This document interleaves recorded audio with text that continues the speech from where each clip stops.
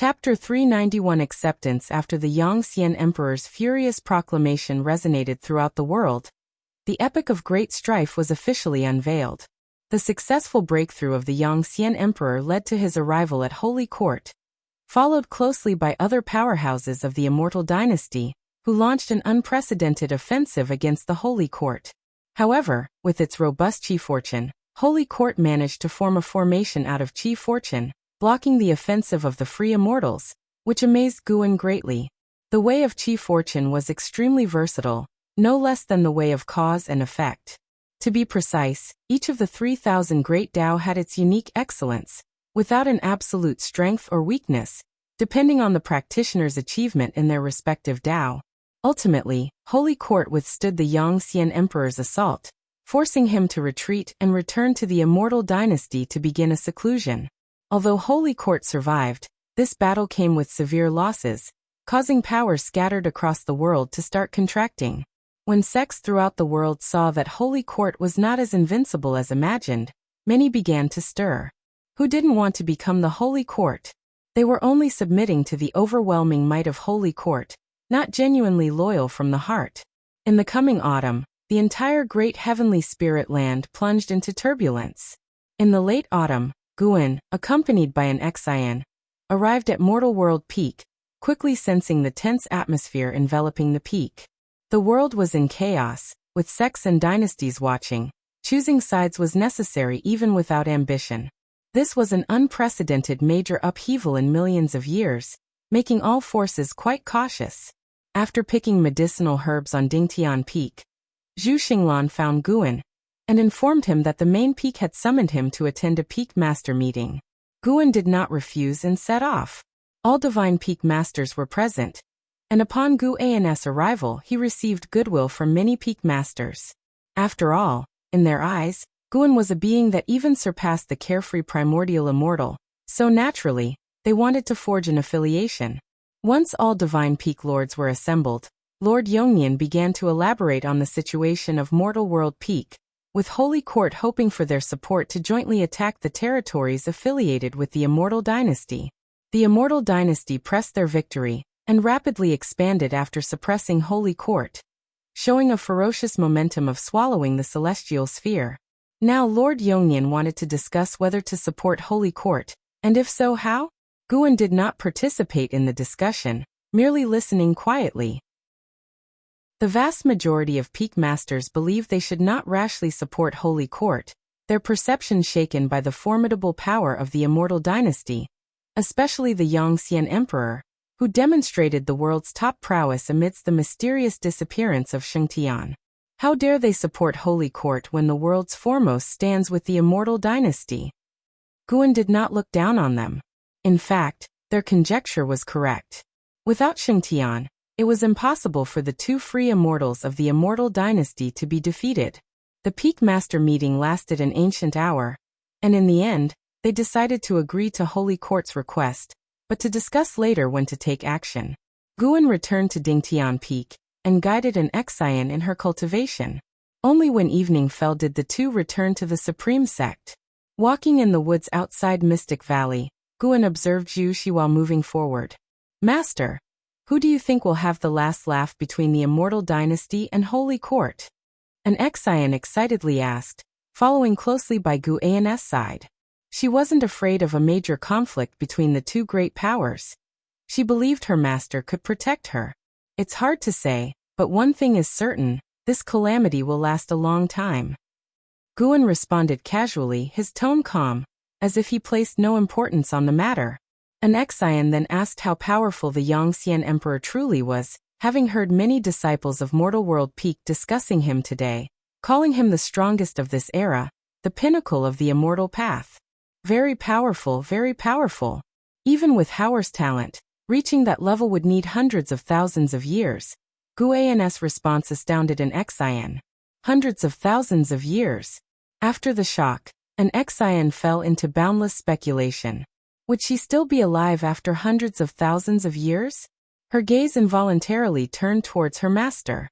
For her master to mention hundreds of thousands of years so casually, to him, would hundreds of thousands of years be like 10 years? or even 1 year to ordinary people. Anyway, she felt that no matter how strong the Yongxian emperor was, he couldn't be as formidable as her master.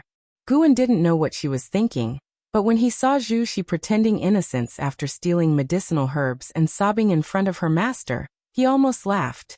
Given time, the Tai Chu swallowing Yuan body would surely become a supreme warrior of the world, perhaps even surpassing the Yongxian emperor. Unfortunately, she was born too late and caught in such turbulent times, truly bad luck. Wait, could it be born to meet the calamity? Guan showed a look of interest and began to deduce Zhu Zai's fate. The Tai Chu swallowing Yuan Boda's fate was hard to predict, but as a Taoist hidden immortal, Guan could deduce some traces of cause and effect. As the years gently passed, with the immortal dynasty and holy court entering full-scale war, the whole world burned in warfare, with far more shooting stars visible at night than ever before. Continuously, overseas cultivators fled to the Taitsong continent to seek refuge, also bringing many grievances and conflicts which kept spreading. 20 years swiftly passed. At the end of summer, Guan stood shoulder to shoulder with Lu Jiujia on a cliff, gazing into the distance. Lu Jiujia had a full head of white hair, and the twilight air around him grew heavier with each passing year. The effects of the youth-preserving pill had already faded. These years the atmosphere within the Supreme Sect has truly become more tense, and even the sky above doesn't look as blue as before, always appearing gloomy. Lu Jiujia remarked with a sigh. Clouds scattered across the sky, not covering the entire sky, nor showing signs of wind or rain. Guan replied, "Yes, it really is a season full of incidents. What do you think? Are we lucky or unlucky in this life? We always encounter various calamities, although we have passed through them safely under the protection of the Supreme Sect." Lu Jiujia chuckled. "Naturally, we are lucky. Those seniors also thought their lives were filled with hardships. Everyone feels they weren't born in the best of times." "I'm surprised you understand it so well," Guan said to Lu Jiujia, relieved. Watching as Lu Jiujia's days were numbered, he couldn't help but think of Xiaochuan. Why hasn't Xiaochuan reincarnated yet? Could it be that he reincarnated in another world?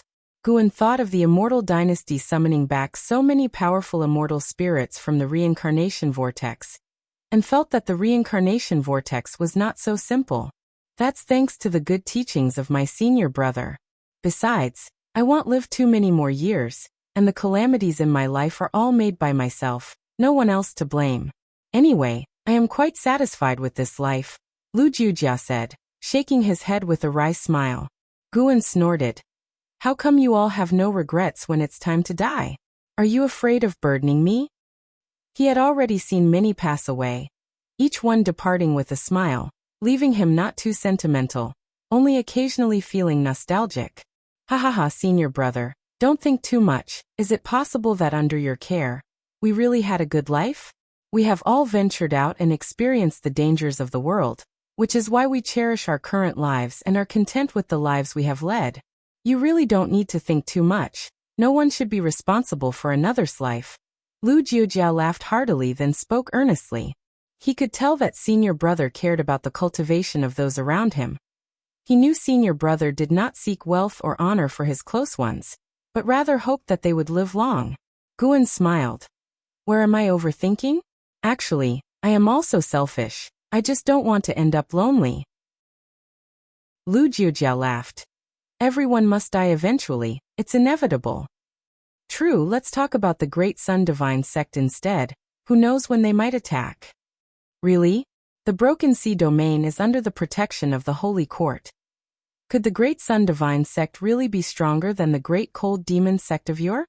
Lu Jiujia frowned. Speaking of the Great Sun Divine Sect, which had been a hot topic recently, even the realm of heaven and earth flying immortal had strongly entered into the consciousness of Supreme Sect's disciples. Various rumors all pointed to one thing: the Broken Sea domain was about to face an unprecedented threat, and the Taitsong dynasty situated there would find it hard to escape unscathed. Guan smiled. "How about we make a bet? Guess whether the Great Sun Divine Sect can defeat Sword Venerable Fu Dao." Upon hearing this, Lu Jiujia instantly raised his eyebrows. "I bet they are no match for Sword Venerable Fu Dao." Guan's smile stiffened. No, let's draw lots, decide the order of choice. I want. You itching for a spanking? Don't think just because you're old, senior brother won't dare to thrash you. Oh, come on, the disciples are watching. What kind of example would that set? The prestige of the first disciple must be maintained. Don't make it difficult for the next generation's first disciple. The two began to bicker, laughter echoing endlessly. Mountains ranged in succession, and in one forested mountain, numerous pavilions nestled. A young man knelt in the courtyard, his face stubborn, his gaze fixed on the main gate. No matter how long you kneel, I will not hand over your ancestors' brocade bag to you. A woman's voice came from the gate. Why not? The young man gritted his teeth. My father and my grandfather's deep-seated vendetta. Are you really going to ignore it? They are also your descendants. Exactly for that reason. I cannot let you continue to risk your life. What's wrong with being immortal? Once you step into the world of immortal cultivation, no one ends well. Being immortal when facing power, when encountering cultivators, we are just meat on the chopping block, at the mercy of others. The young man's voice nearly broke at the end. The mysterious woman inside the gate fell silent. After a long while, the mysterious woman spoke softly. The bloodline of the Yin family is deeply cursed. None of your ancestors had a good ending, not even my son, who did not live past 30. The deeper you cultivate, the worse the outcome. Yet still you persist? Perhaps the brocade bag left by our ancestor is meant to resolve this issue. It's useless. I don't believe it. Just give it to me, let me decide for myself. Someone has to try. The young man said sternly, his body trembling because he had been kneeling for too long. Emotions stirred, his chi blood was somewhat deficient. Clang! The gate suddenly opened. A brocade bag flew out, landing in front of the young man. Overjoyed, the young man immediately picked up the brocade bag, tore it open, and took out a piece of paper, tremblingly examining it. The paper bore 2 large characters. Resign. The young man felt as if struck by lightning, his eyes widened, and he was dumbstruck. Why? The young man murmured to himself, his hands involuntarily clenched into fists, and the paper was crumpled with them. His fingernails dug into his own flesh, blood seeping out, staining the paper in his hands. Chapter 392 The Sense of Intimacy of Yin Yuan. Why resign oneself to fate? Why? The youth trembled all over, his eyes filled with despair. Dark clouds blanketed the sky, as if destiny obscured the sunshine of his life, leaving no sight of hope. The mysterious woman in the building did not answer, nor did she offer any comfort. She had once felt the same despair when she came across those 2 characters. She did not resent that man either. After all, he warned her before he left. Yet, she couldn't withstand her family's persuasion and got caught up in the disputes, leading to her descendants having to hide in the mountains, humbly lamenting the unfairness of fate. Just then, the youth suddenly felt a sharp pain in his palm, which frightened him into reflexively letting go, throwing the crumpled paper away. He instinctively looked at his palm and saw many blood-red lines appear, quite ghastly. He seemed to realize something, raised his head, and fixed his gaze on the blood-stained paper ball before scrambling over to it. He picked up the paper, unfolded it, and to his surprise, found that the words "resigned to fate" had disappeared, replaced by 3 large characters. Supreme Sect. Supreme Sect. What does this mean? The youth murmured, frowning. He had certainly heard of the Supreme Sect, the legendary #1 sect above all dynasties. With his talent, how difficult it would be to enter the Supreme Sect. Suddenly, a figure appeared beside him, a woman wearing a black Taoist robe with white hair, yet a face that was young and comely. She was none other than the Princess of Tianwei, Si Yenner, who had once been engaged to An Hao. She snatched the paper from the youth's hand and scrutinized the characters. Her brows furrowed tightly, her eyes filled with complex emotions. Weren't you the one who told me not to try to ingratiate myself with that elder? Why then leave a secret message for your descendants to go to the Supreme Sect? Did you know this day would come? Or were you worried about the safety of your progeny? Si Yenner mumbled to herself, her tone complex, a mix of surprise, reluctance, anger, and resentment. The youth stood up, his legs weak.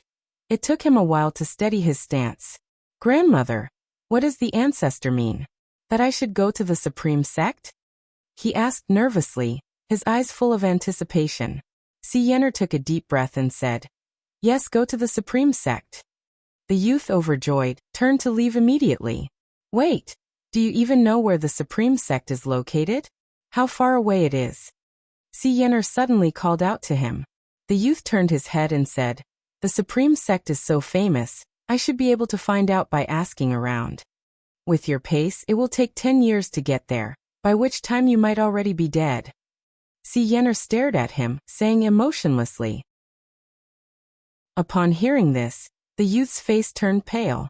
Sienner turned her back and walked towards the attic, leaving behind a sentence. Just wait, I'll take you to the supreme sect. The youth, with a look of delight, quickly knelt to thank Sienner.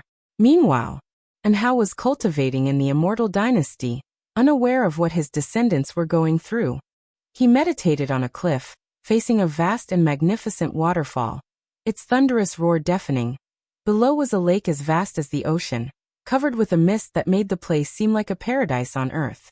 A figure appeared behind Anhao, a woman in a white dress, gazing at him with eyes full of admiration. Anhao, the immortal dynasty has issued a chief fortune bounty.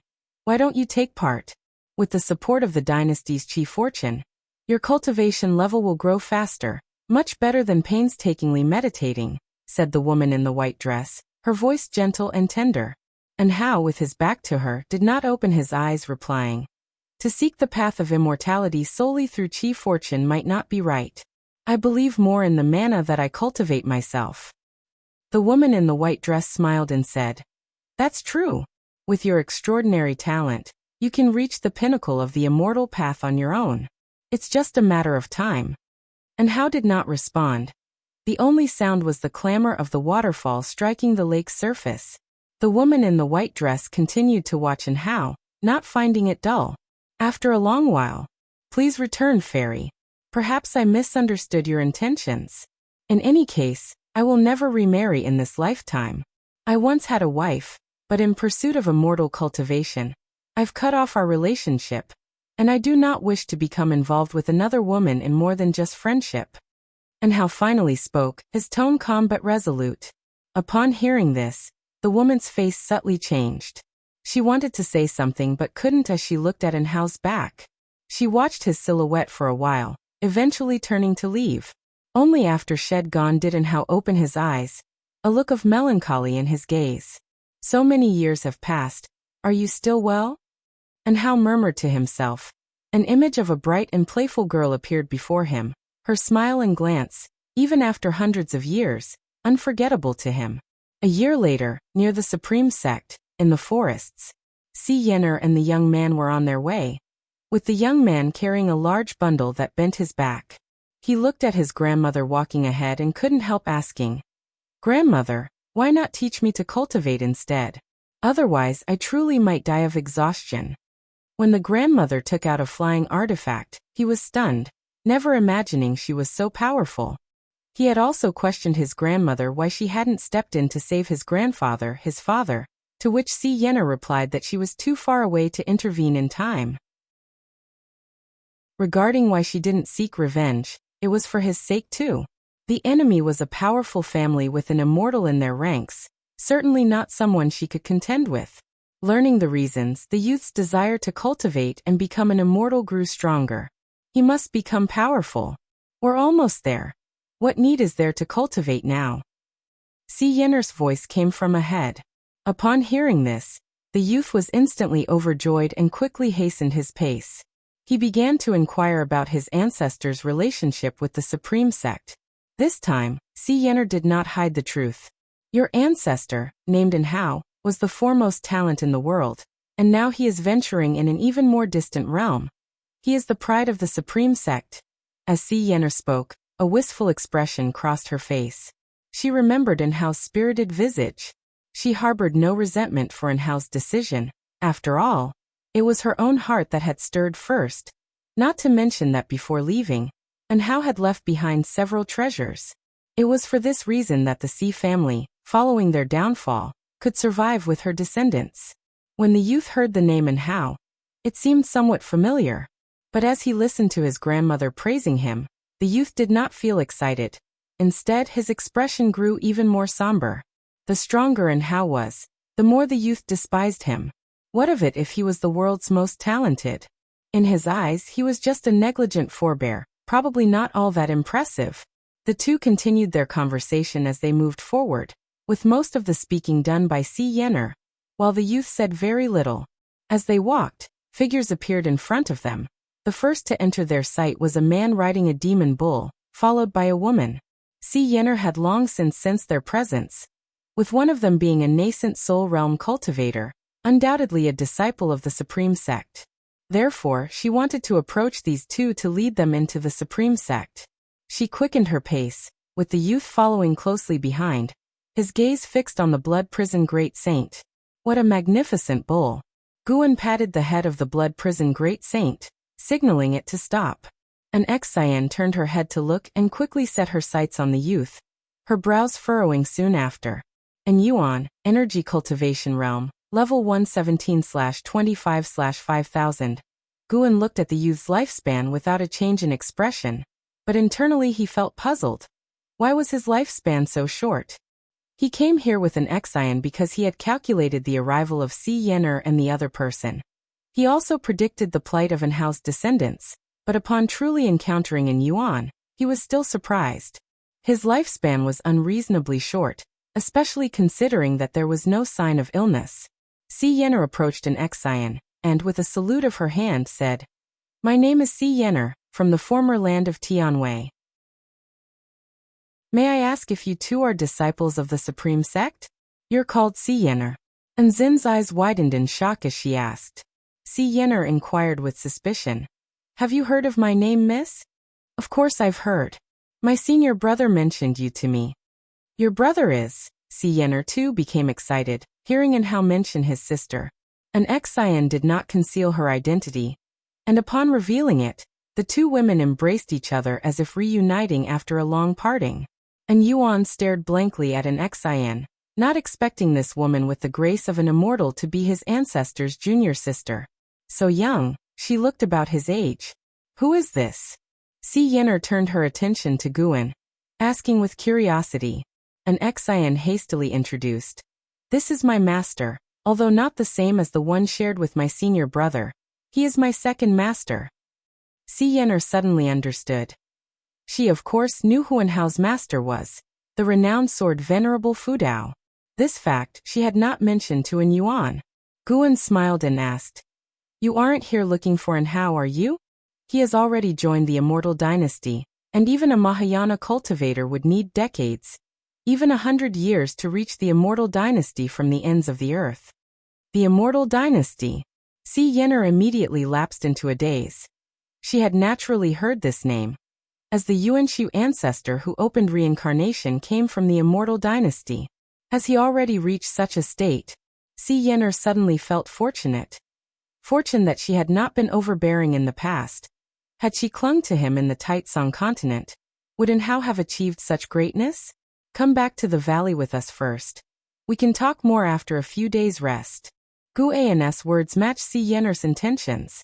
She swiftly bowed in thanks and gestured for An Yuan to speak. An Yuan, just coming to his senses, quickly bowed in salute. The group headed towards Mystic Valley. An ex-Cyan and Si Yener walked arm in arm at the front, while An Yuan cautiously followed behind the Blood Prison Great Saint. The Blood Prison Great Saint turned its head to glance at An Yuan, a strange look in its eyes. An Yuan felt uneasy all over, watched by the demon. Could it be wanting to eat him? He indeed looks quite a bit like An Hao. It's just that the talent is far inferior. I didn't expect the offspring of such a genius to be so disappointing, the Blood Prison Great Saint remarked. Upon hearing this, an irate An Yuan glared, but he dared not retort. Guan slapped the Blood Prison Great Saint on the back and said crossly, "Why speak so of the younger generation? Do you believe I could make you worse off than him?" The Blood Prison Great Saint, shivering all over, did not dare to speak further. And Yuan curiously looked at Guan, feeling a newfound fondness for him.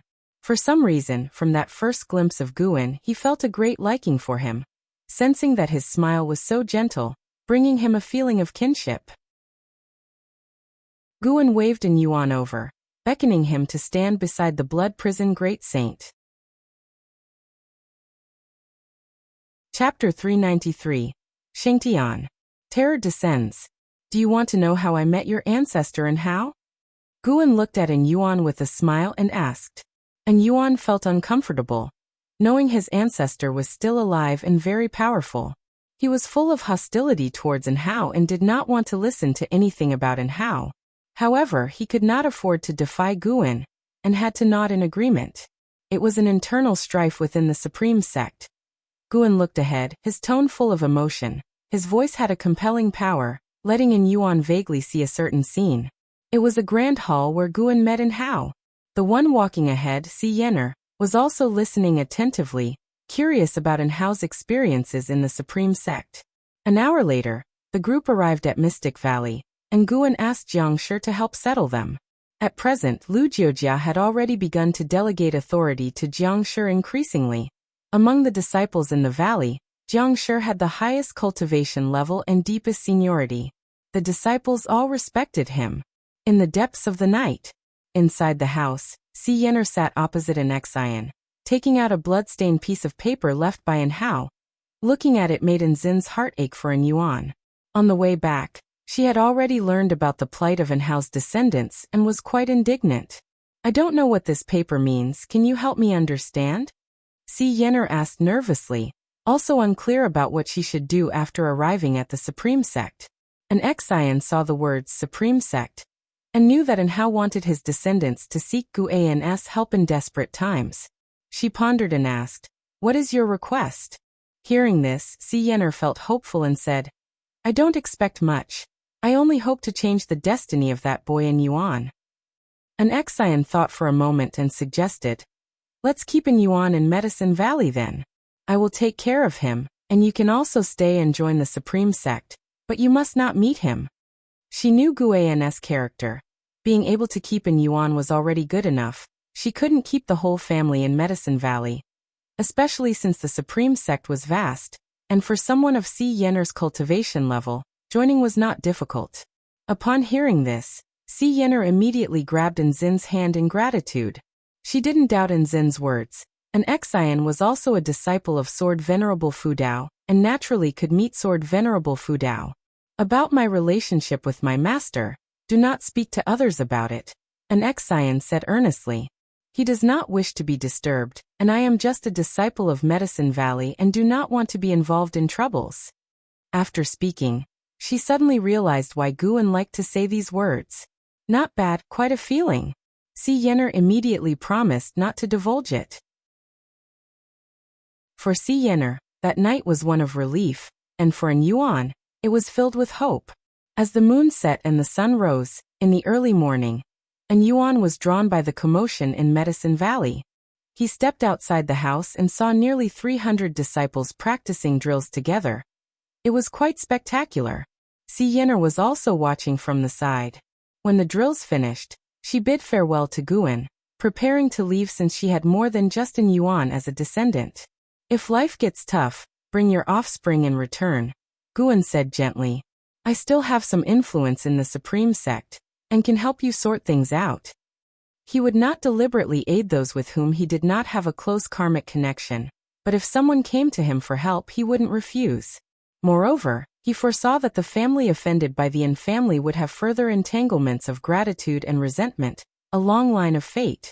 Si Yener hesitated for a moment, then nodded in agreement, and thanked Guan, watching her departing figure.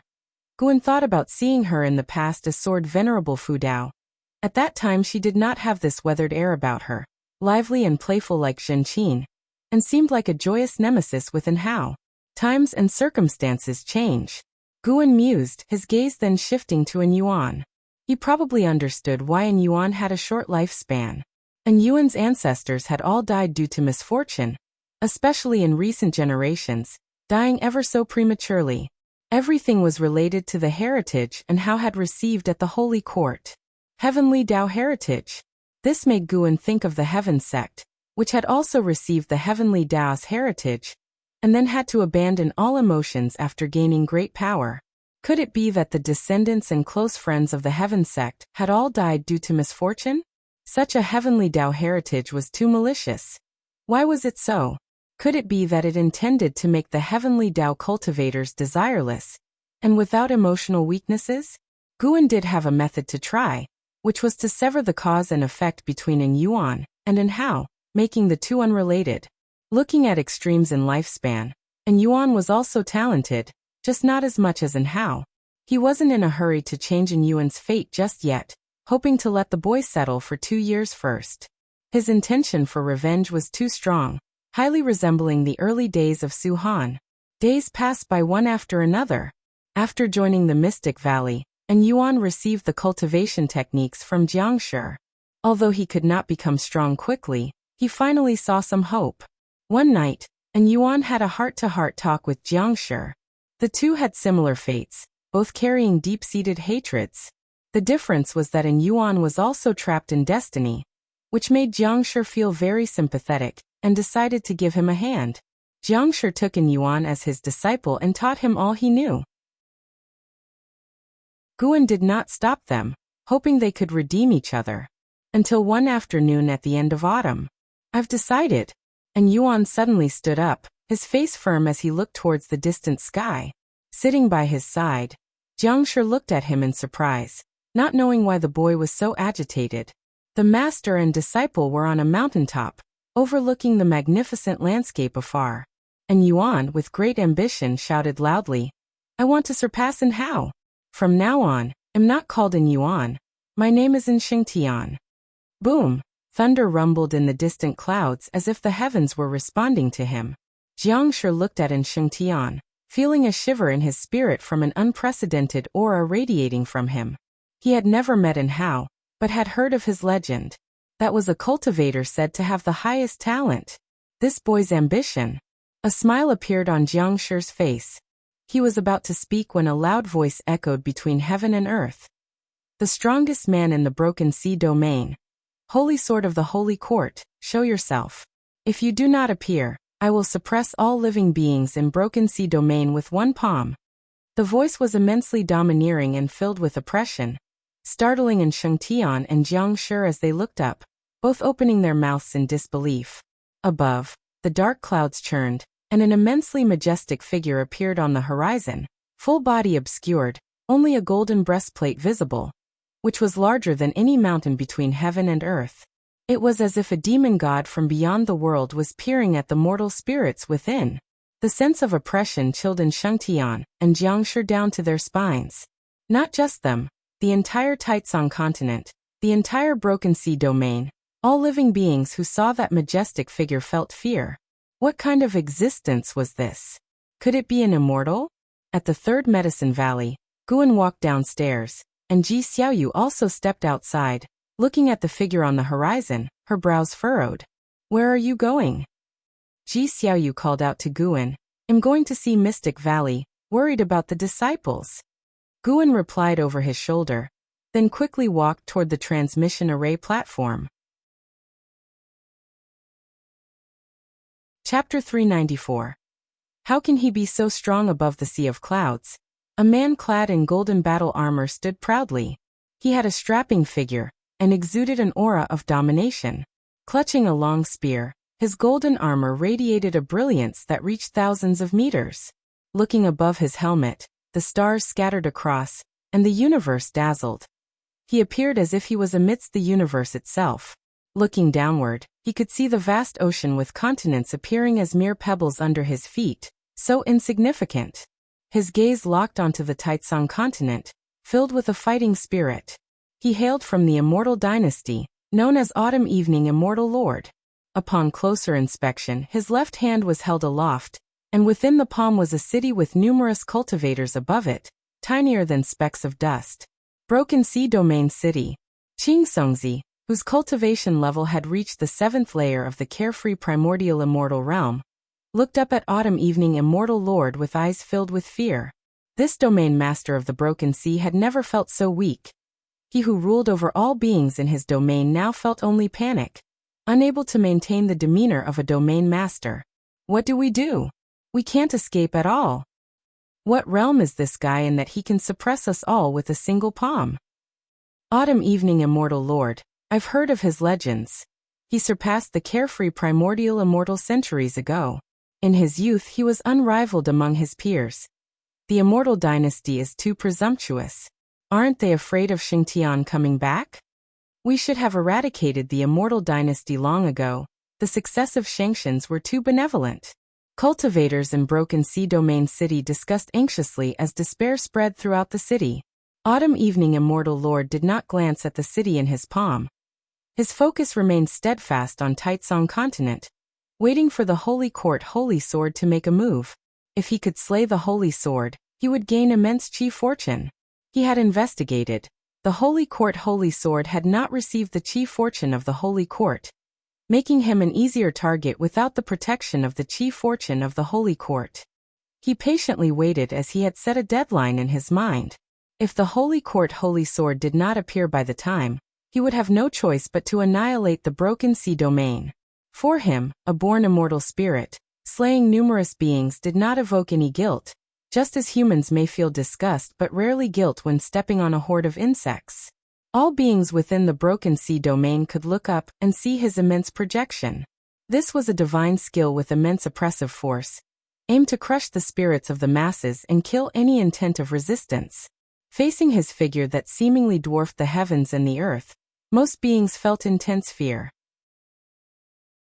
Even if they thought of fleeing, they didn't know where to go. It seemed wherever they flew, they couldn't escape from beneath the feet of Autumn Evening Immortal Lord. This was a sensation of despair like facing the vast heavens. In the Supreme Sect, within Mystic Valley, Jiangshi and Shengtian returned to the valley, and the disciples surrounded Guan, extremely tense. In such times, they could only rely on Guan, hoping he could comfort them. Don't worry, the Supreme Sect is full of experts. Moreover, Sword Venerable Fudao is here. If someone provokes Sword Venerable Fudao, how could he tolerate it? Guan spoke, alleviating some of the disciples' tension, but some still harbored concerns. Master, is Sword Venerable Fudao really still here? Although there is indeed a vast sword intent on the heavenly repair platform, he hasn't made a move in many years. A disciple said worriedly, immediately causing other disciples to echo his sentiment, and panic spread once again. Guan continued to comfort them verbally, while considering in his heart how to deal with this Tao Void mysterious immortal. How dare this guy show such a form and openly challenge him in front of everyone? Then Guan must also defeat this man assertively in front of all beings. It's been too long since he last acted. It's about time to remind the disciples of his existence. This time he wouldn't use swordsmanship, opting for something more spectacular. After calming the disciples, Guan turned and walked toward the transmission array platform. When he teleported to the third medicine valley, as soon as his right foot touched the ground, he began to unleash his divine skills. Ji Xiaoyu first turned her gaze towards him, but a moment later, she was captivated by the anomaly in the sky. Rolling dark clouds spun violently, and a massive wind surged between heaven and earth as an immense oppressive force descended. Countless beings instinctively looked up only to witness a moment they would never forget. The sea of clouds in the sky formed a cyclone that kept rising as if intending to sweep into outer heaven. As the remaining clouds ascended, more of Autumn Evening Immortal Lord's majestic figure was revealed. However, this time, the beings did not fear his figure because a yet larger presence appeared. That was the sky's zenith. A huge disk, swirling with gray mist, expanded while rotating, quickly overshadowing the top of Autumn Evening Immortal Lord's head. Autumn Evening Immortal Lord's true form looked up as his immense projection did likewise, his face showing fear. The ultimate primordial disk. This was a great divine power inherently possessed by the primordial ultimate body, supremely overbearing. Guan had never used this great divine power in reality before. As the ultimate primordial disk began to coalesce, the vast oppressive force engulfed Autumn Evening Immortal Lord, leaving him unable to escape. How is this possible? What is his cultivation level? Autumn Evening Immortal Lord thought with a pounding heart. He was a Tao Void mysterious immortal, and the Holy Court Holy Sword had never demonstrated the power of a Tao Void mysterious immortal in the reports from the Immortal Dynasty. The Holy Sword's strength was regarded as between the Divine Immortal of Wondrous Dharma and a Tao Void mysterious immortal. Even if it reached the level of a Tao void mysterious immortal, it shouldn't surpass his own. He was a Tao void mysterious immortal of the 7th layer. But right now, he finally realized how terrifying the cultivation level of the Holy Court Holy Sword was. Not even a divine thought true immortal could possess such exaggerated oppressive power. He could not escape, nor could he speak, and even his divine sense and primordial spirit could not leave his body. Fear and despair swiftly occupied his heart, and his eyes were full of terror. Under his gaze, the ultimate body of the primordial talisman successfully condensed, and the gray disk was covered in dense patterns, as if it hid a vast world, awe-inspiring to behold.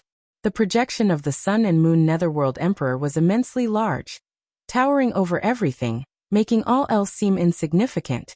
Yet under the ultimate body of the primordial talisman, he appeared less so.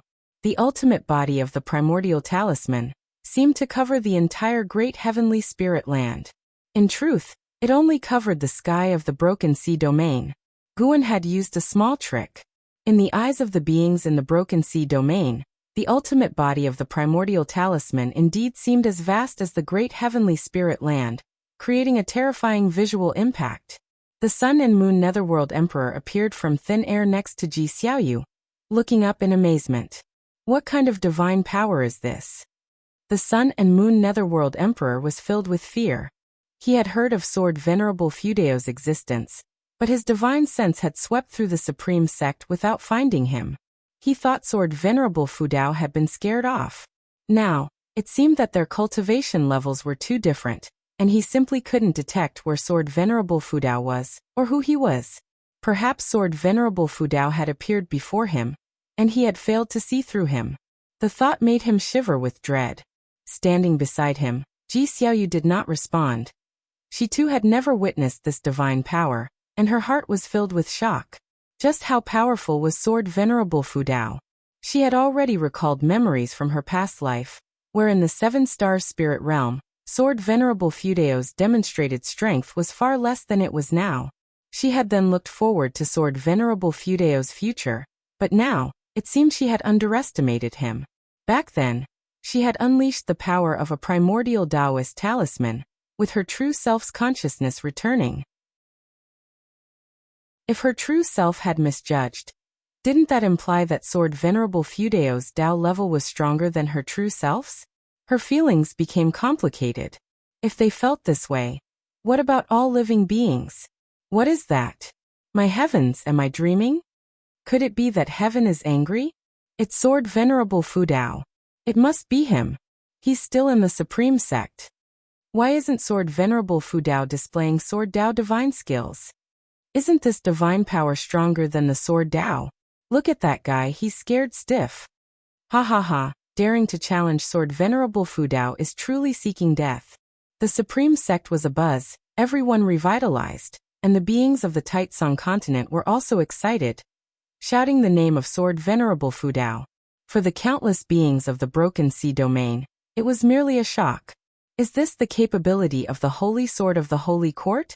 If heaven had power, would it not be like this?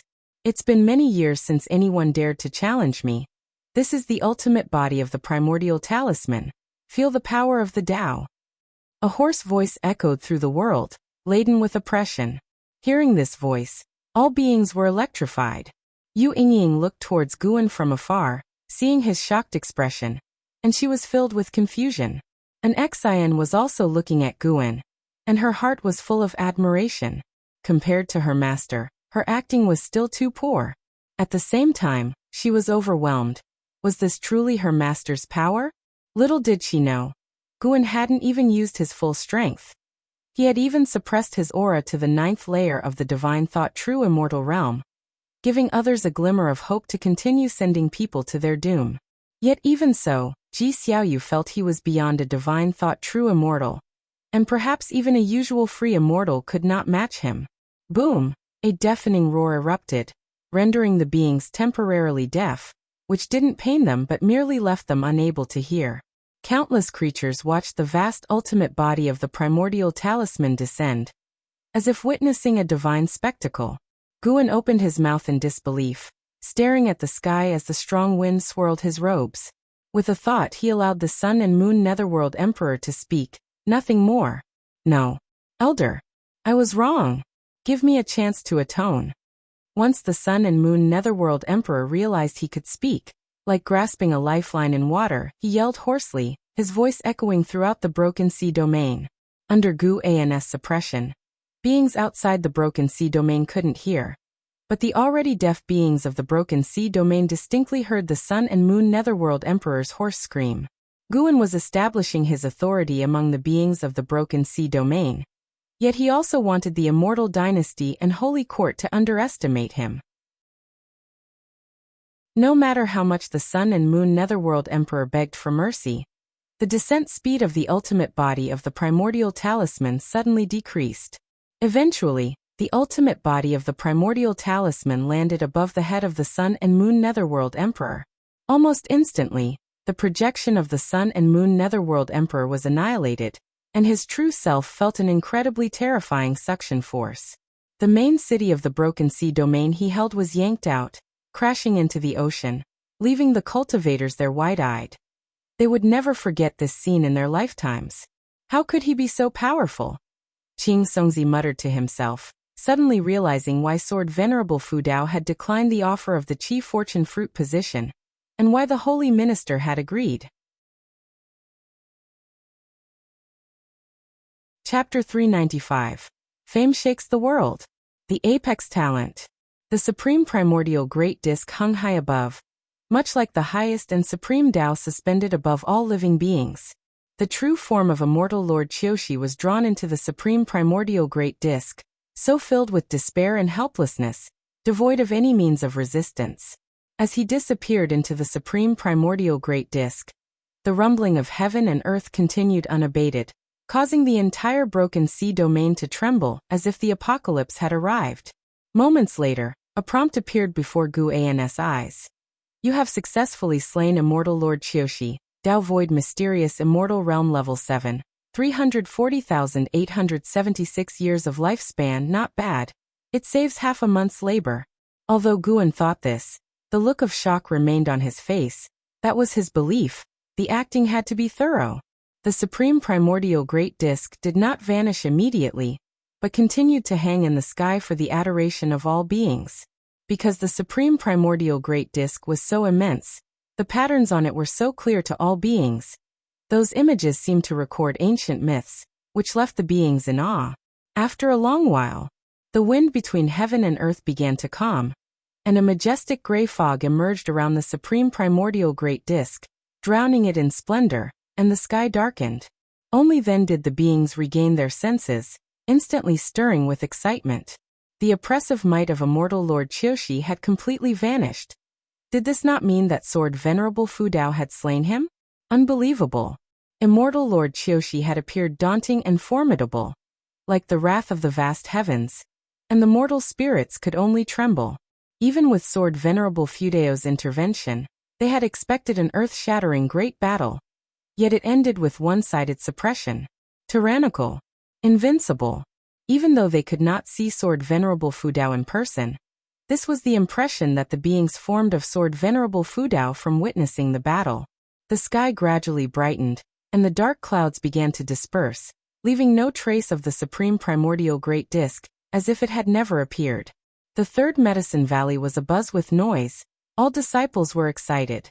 Gu-An briskly approached Ji Xiaoyu and eagerly asked, "With your abilities, can you tell what realm Sword Venerable Fu Dao is in?" Ji Xiaoyu looked at him, offering no reply. Sun and Moon Netherworld Emperor then took a deep breath and said, "His realm is not something you should conjecture, boy. Just be your mortal self, and do not involve yourself in great causes." Having said that, he vanished into thin air. Gu-An pretended to be astonished, but felt secretly thrilled inside. Yes, this is the feeling. Though you look down on me, I shall wait for you on the immortal path, but whether you can make me see you, that's still to be seen. Gu-An turned to Ji Xiaoyu and asked, "Was he unsettled by Sword Venerable Fu Dao?" Ji Xiaoyu nodded and said, "Indeed, Sword Venerable Fu Dao is powerful. I never expected there to be such a great cultivator hidden within the great heavenly spirit land. I even suspect." "Suspect what?" Nothing, I'm going back to cultivate. As Ji Xiaoyu turned away and left, Guan cocked his head, feeling as though she too was provoked. Guan chuckled inwardly and then waited in place, feeling Shenzhen's presence, eager to hear how Shenzhen would boast about Sword Venerable Fu Dao. After 30 minutes, Supreme Sect remained noisy, and there were even many disciples kneeling at the heavenly repair platform in worship of the heaven-cutting axe. Inside the loft, Guan had a strange look on his face as he watched Shenzhen sketch the supreme primordial great disc on paper. He had a very subtle feeling that someone was spying on his path, and that person was Shenzhen. That is to say, Shenzhen's drawing concealed mysteries. He also pondered another question. If he could feel Shenzhen spying, then could the ancient beings depicted in her previous drawing sense her too? There was a time before when a drawing suddenly destroyed itself. Was that perhaps a warning? How about it? Impressive, right? Shenzhen saw Guan silent and proudly asked. Guan looked up at her and asked, "Aren't you afraid of displeasing Sword Venerable Fu Dao?" Shenzhen waved her hand and said, "How could that be? Sword Venerable Fu Dao guards the Supreme Sect, and now I too am a disciple of the Supreme Sect. He is practically my martial master. How could he mind such things? Don't forget the existence of the heavenly repair platform. No one in this world has a broader heart than Sword Venerable Fu Dao." Well spoken, I like it. Guan then joined in the praises for Sword Venerable Fu Dao, catching Shenzhen in the act, who had long admired Sword Venerable Fu Dao, and today's battle had awakened the fervor hidden deep in her heart.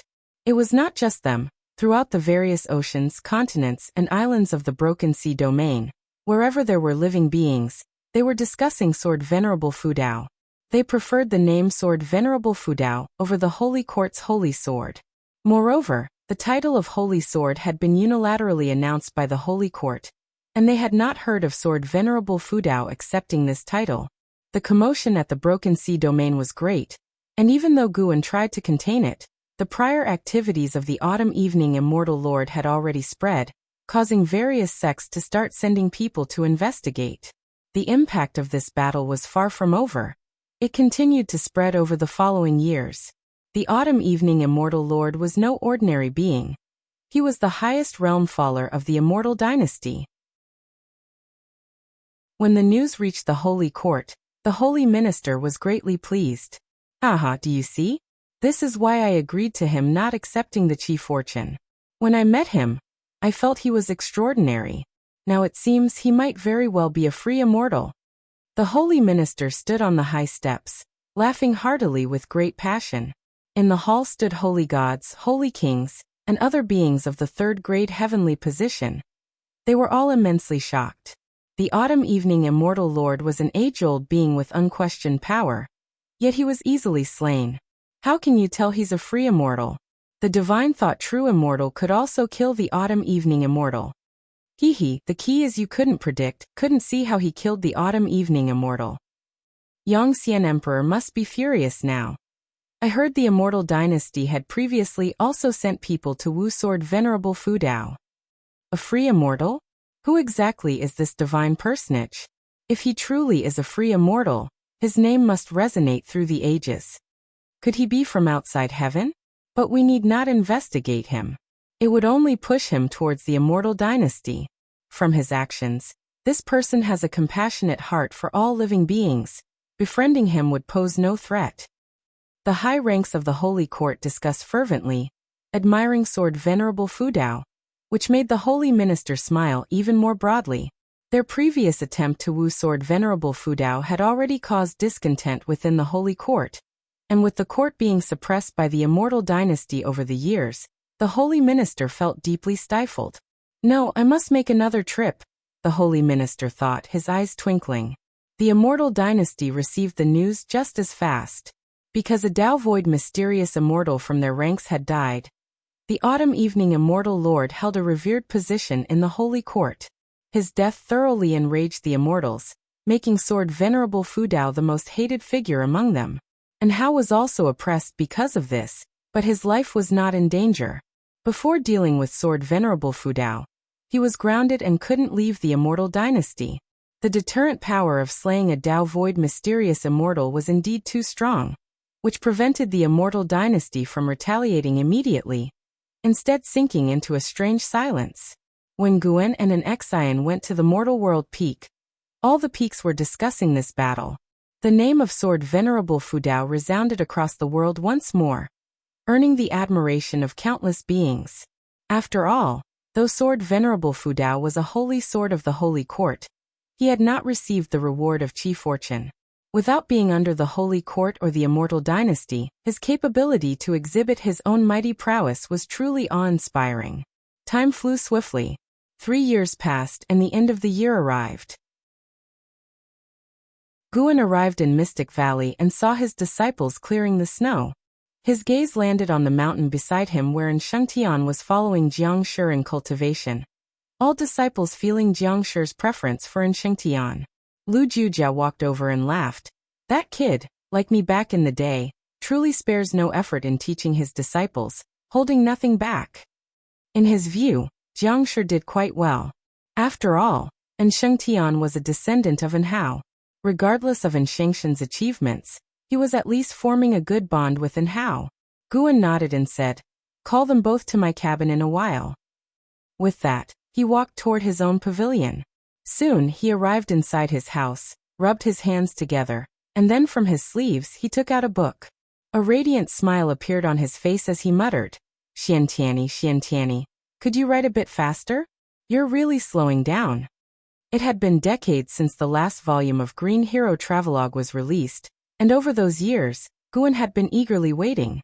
He could have divined the contents of Green Hero Travelogue by divining Xiantiani, but he had chosen not to. After all, life should have some expectations. Otherwise, time would pass very quickly. He sat in a chair and began reading the book. About 30 minutes later, Jiang Shi brought in Shengtian to Guan's house. 20-year-old Shengtian had even more of Hao's demeanor. Their facial features were nearly identical, which was probably why Si Yenner had relented. There had been other descendants of the Yin family asking her, but she had refused them all. Both of them bowed to Guan. And Shengtian curiously looked at Guan. Since entering the valley, this was the first time Guan had summoned him. Although he didn't think the nascent soul realm was very impressive, Jiang Shi always mentioned Guan was no ordinary man, which made him quite curious about Guan. Jiang Shi looked at Guan, his eyes concealing none of his admiration. Thinking back to that majestic scene 3 years ago, his heart surged with emotion. What loose immortal master must be Sword Venerable Fudao. No one in the entire Supreme Sect knew about Sword Venerable Fudao's hidden identity, yet Guan hid his cultivation. It was too coincidental. Shengtian, have you felt any discomfort lately? Guan asked, his face wearing a gentle smile. He had laughed aloud when he first heard the name in Shengtian. This young man wanting to surpass Hao? How could that be possible? Not to mention the talent. Guan would never allow his proud disciple to be surpassed by a junior. No matter how many strong and talented individuals he had seen, Hao still remained his proudest disciple in Guan's heart.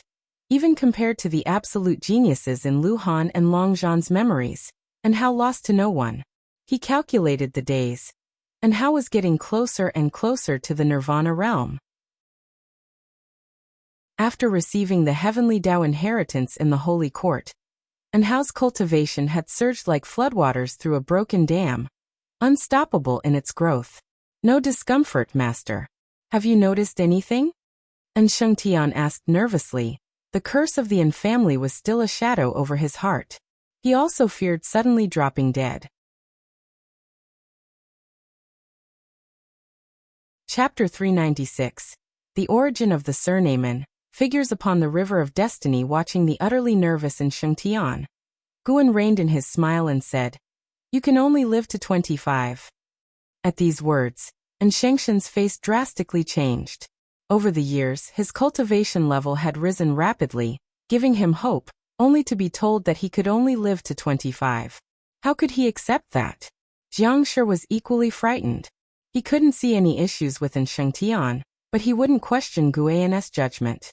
He quickly asked, "Master, is there really no solution? Can't immortal cultivation change fate?" Guan answered, "There is, and it's to sever your karmic ties and bloodline with Hao. By doing so, from now on, the Yin family will forget you as if you were never born into their world. though those unrelated to the Yin family could still remember you. And Shengtian was stunned, and Jiangshi was also scared. What kind of method was this? Jiangshi, recalling that Guan was Sword Venerable Fudao, immediately calmed down, while Shengtian grew curious about the real identity of Guan. Sever them. Then sever them, I am willing.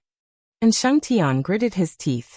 Although over the years under Jiangshi's guidance his hostility towards Anhao had waned, he still didn't acknowledge Anhao in his heart. In his view, Anhao's bloodline was far from a glory, but a shame instead. Guan said, think about your deceased father, your grandfather, and also your mother, your sister. They will all forget you. And Shengtian opened his mouth but couldn't be as resolute as before. Guan had Jiangshi make tea for him. He wanted to see what decision Shengtian would make.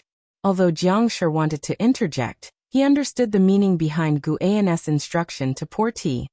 He was to stay out of it. And Shengtian clenched his fists, his mind filled with memories of time spent with his family. Unwilling. Why should he? Suddenly, Shengtian decided to accept his fate, just like the 2 words left by Anhao. Resigned. But when he thought of the deep hatred born from his father's and grandfather's blood, he couldn't convince himself. How could he protect his living family members without strong cultivation? Just as Guan was about to lift the tea that Jiangshi had brewed, Shengtian said solemnly, sever. I must sever. I need to become stronger. Even if they forget me, I must have the strength to protect them. They may not remember me, but as long as I remember them, that is enough. A look of gratification flashed in Guan's eyes. At least for now, Shengtian thought more about protecting his family rather than revenge. He didn't oppose Shengshen's desire for revenge, but he hoped that revenge wouldn't be the sole purpose of Shengshen's life. Guan drank the tea in one go and then stood up, his gaze falling upon Shengtian. The gold pattern on his forehead began to emit a golden light, as if an eye had appeared on his forehead, leaving Shengtian and Jiangshi wide-eyed. Boom! The scene around them abruptly changed, removing the pavilion's furnishings from their view, and they found themselves in a space that was surreal and eerie.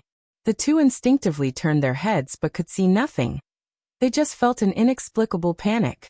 Guan picked up the fate-determining pen, pointing it at Shengtian. Shengtian had seen the fate-determining pen before and hadn't thought much of it, but at this moment, it seemed so terrifying. Jiangshi felt the same, and looking again at the crown on Guan's head, he also felt its extraordinary nature. Could it be that his master was a treasure all over? His eyes were full of awe and fervor, wishing he could prostrate himself to his master right there. To cultivate under such a powerful figure, he felt so fortunate. Are you ready, Shengtian? Guan asked emotionlessly, causing Shengshen's throat to bob. I forgot to tell you, Guan said. The Yin in your family is taken from my name. Even if the Yin family forgets you, as long as you follow me, you will never be separated from the Yin family. These words made Shengshen's eyes widen in disbelief. Sword Venerable Fudao. Shengtian felt like he had been hit by a pleasant surprise.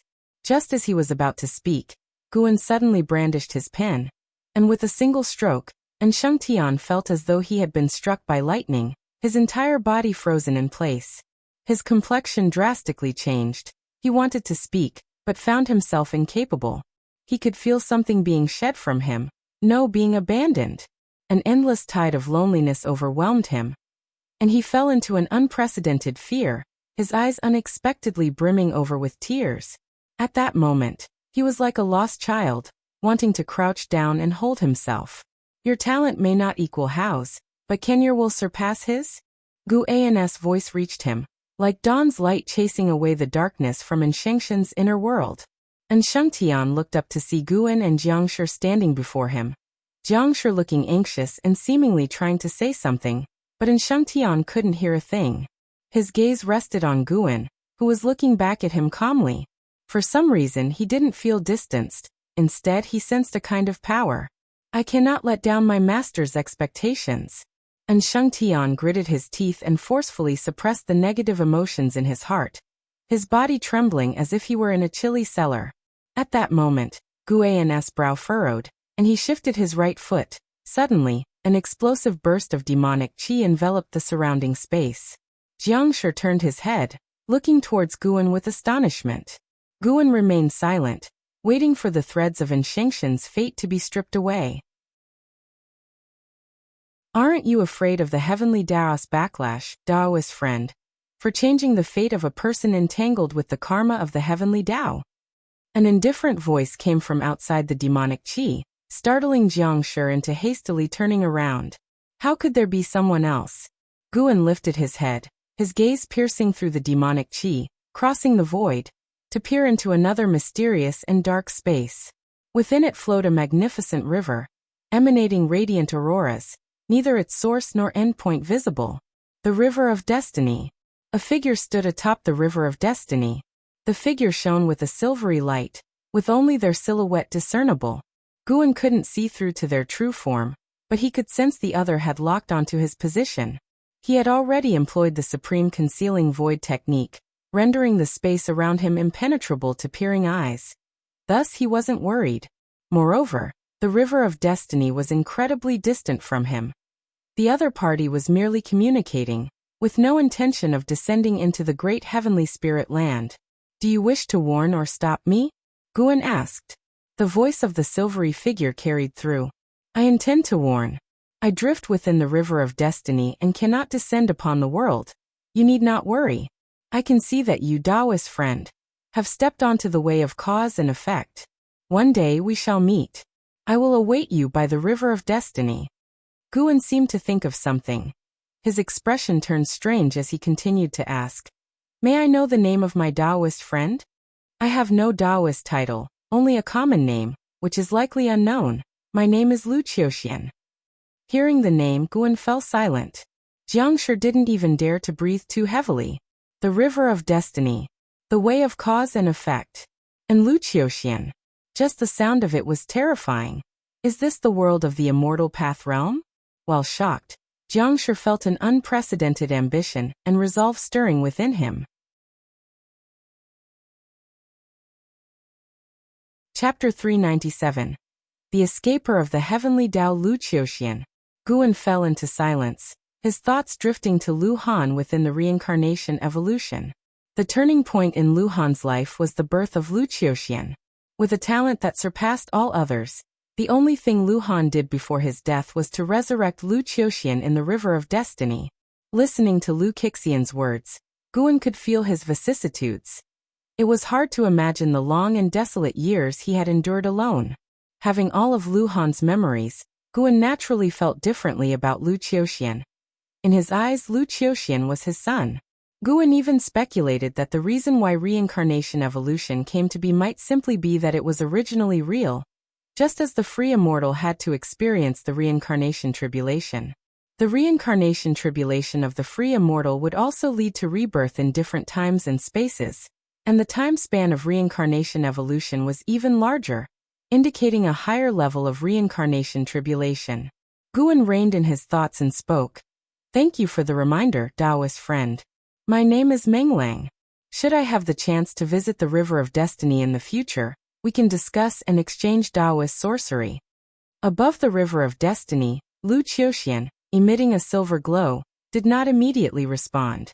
He stood there, like an afterimage, about to vanish into the torrent of destiny. After a while, all right. Lu Qiuxian agreed, and then disappeared into thin air above the River of Destiny. Gu An's gaze shifted to Enshengshen, watching as he detached from the causality of the An family. Jiangshi's mind wandered, curious about Lu Qiuxian's cultivation level. Do not mention what just occurred to anyone, including Shengtian, Guan suddenly said. Upon hearing this, Jiangshi hurriedly promised to keep the matter to himself. In fact, even without Gu An's instruction, he had no intention of sharing it with others. Witnessing such great power was his own fortune. How could he share it with others? Time continued to pass, and Shengtian was immersed in his own pain, unaware of what had just transpired. He could only make out the vague figures of Guan and another. He gritted his teeth and persisted as the memories of the An family in his mind became increasingly blurred, which frightened him. He could accept the An family forgetting him, but he could not forget them. If both sides forgot each other, they would truly become unconnected, which was not the outcome he desired. Master! Martial Master! And Shengtian gritted his teeth, his cry not for the Valley Master of Mystic Valley but for in-house Master, Sword Venerable Fudao.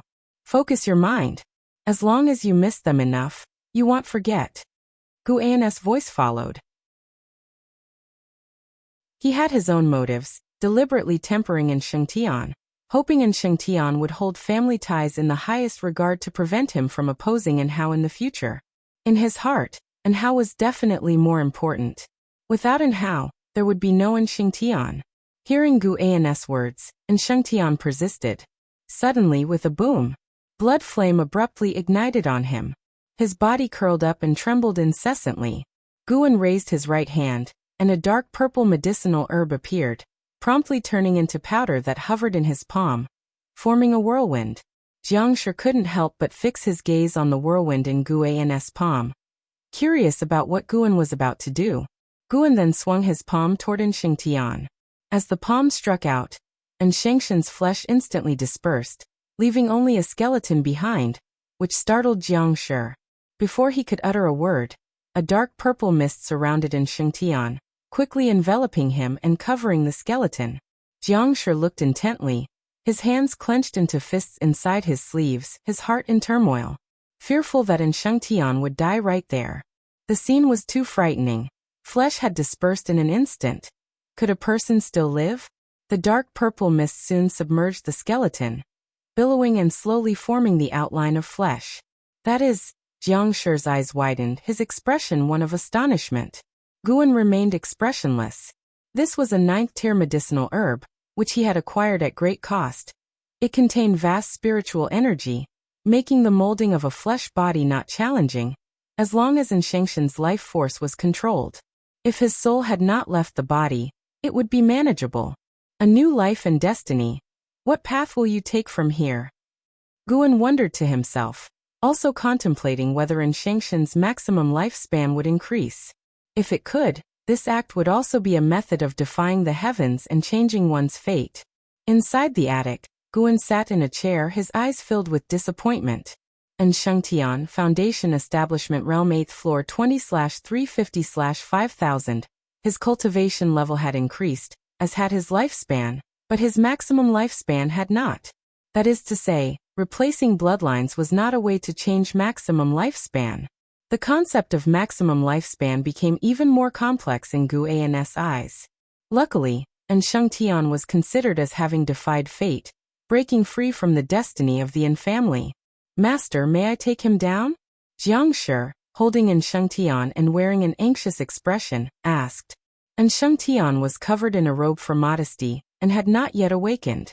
Guan nodded, and Jiangshi sighed with relief, signaling that Shengtian was already out of danger. He immediately carried Shengtian away. After leaving the house, he also closed the door behind him. Guan then began to ponder about Lu Qiuxian. After Lu Han was executed by the Black Profound Emperor, how did Lu Qiuxian survive? There must have been many stories behind it. Meanwhile, thousands of miles away from the Supreme Sect, carriages progressed across the mountains. Si Yenner was meditating on the floor of a carriage when she suddenly opened her eyes, frowning. What's going on, this feeling? What exactly is it? Why can't I remember? Si Yenner mumbled to herself, experiencing an inexplicable sense of emptiness within her. In the carriage behind her, a mother and daughter felt the same, clutching their chests in silence, sinking into an indescribable sadness, without understanding what was causing their grief. And Hao, who was far away in the immortal dynasty, sensed it too. He abruptly opened his eyes, his brows furrowed in concern. He looked towards the setting sun in the distance, his gaze filled with confusion. He sat meditating on a cliff, his body entwined with chains of golden light, unable to stand up. Who is trying to sever the karma with me? And Hao wondered in surprise, having delved into the way of cause and effect since he had received the legacy of the heavenly Tao. However, his understanding of the way of cause and effect was still weak, lacking the power to deduce its mysteries. As he couldn't figure it out, he attributed the penalization to the immortal dynasty, deciding not to dwell on it, and continued his path enlightenment. Oppressed by the immortal dynasty, he did not panic, knowing that as long as his martial master was there, the immortal dynasty would dare not act rashly. He was also astonished when he heard that his martial master had slain Autumn Equinox immortal lord, having met the man whose formidable aura had made a substantial impression. It was unimaginable to him how that such a powerful being would be powerless before his martial master. He found that no matter how powerful an entity he encountered, how profound a force his heritage was, those seemingly invincible and unconquerable beings were like nothing before his martial master. He could not fathom just how strong his martial master truly was. He even looked forward to how the encounter would unfold if Yangxian Emperor, the current publicly acknowledged number one under the heavens, were to face his martial master. He believed his martial master could also be the first under the heavens. Thinking of his martial master's strength, and how cast aside his distractions, feeling a surge of fervor. He wanted to catch up to his martial master as soon as possible. As the days went by, New Year's Day arrived in the blink of an eye. At dawn, Mystic Valley began preparing for the festival. And Shengtian was chopping wood in the forest, his hair tied high at the back of his head, revealing his stern features. A female disciple approached holding a teapot, looking at Shengtian hesitantly. "Senior brother, are you tired? Would you like some spiritual tea?" She observed Shengtian, her expression turning timidly coy. Shengtian turned his head with a smile, like ice melting away. He said with a laugh, "As a foundation establishment realm cultivator, how could I be tired? However, I cannot refuse junior sister's kindness. Just leave it there, and I will bring the teapot back for you." The female disciple was about to say something when the bushes rustled, and a white deer darted past them. A male disciple chased after it, not daring to glance at Shengtian and the female disciple, fearful of interrupting them. Shengtian looked up and couldn't help but smile, somewhat vexed but not wanting to bother her senior brother further. The female disciple resignedly placed the teapot down and left. Inside Mystic Valley, Guan stood shoulder to shoulder with Shenzhen, admiring the landscape of the medicine garden. "Now that we're here, tell me, why did you want to come and see this place?" Guan turned his head towards Shenzhen and asked. Shenzhen's gaze wandered, as if searching for someone. She murmured, "No, this isn't right." "What's not right?" Guan asked, puzzled. Ever since he had met her that day, he felt something was off about her, as though she was always in a daze. Recently, the presence of reincarnation around Shenzhen had been growing stronger. A sensation Guan had only ever felt around Ji Xiaoyu, which meant that Ji Xiaoyu was awakening memories of her past life. Shenzhen did not answer Guan, but instead, she began to walk away, in the direction of the woods wherein Shengtian was. Guan followed her, curious about what Shenzhen was searching for. Could it have something to do with Shengtian? Guan was perplexed, sensing that something strange was happening. When Shenzhen reached the forest, she coincidentally passed by the female disciple, who instinctively looked toward Shenzhen. Attracted by her extraordinary aura and veiled face, the disciple was so mesmerized it was as if she had seen an immortal, leaving her in a daze. Only when Guan walked past her did she snap out of it. Though curious about Shenzhen's identity, she dared not follow. To the new disciples, Guan's authority in Mystic Valley was paramount. Upon seeing Shengtian, Shenzhen's expression subtly changed. Shengtian seemed to sense something and involuntarily turned his head. When his eyes met Shenzhen's, he frowned, feeling an uncomfortable sensation. Shenzhen's pupils twinkled peculiarly, the corners of her mouth rising beneath her veil. "What's wrong?" Guan came up and asked. Seeing him, Shengtian immediately raised his hand in salute. Ignoring Guan, Shenzhen said in a strange tone, "Those who evade the heavenly Tao variables," and Shengshen's frown deepened, suddenly feeling a chill that made him instinctively fear. Guan stood in front of Shenzhen and asked with concern, "Are you okay?" He reached out to touch Shenzhen's shoulder. Snap! Shenzhen suddenly grabbed Guan's wrist, her gaze turned sinister, and she spoke coldly, "I'm fine, don't touch me." Demon Shore has developed hostility towards you, seeking to annihilate you. Do you wish to use lifespan detection on it?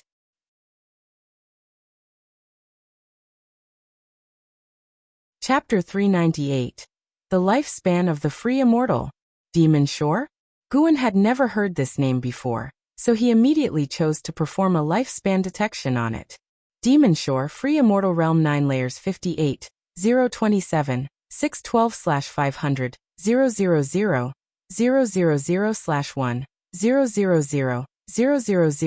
000, 000, 500 million years of lifespan, with a maximum lifespan of 1 billion years.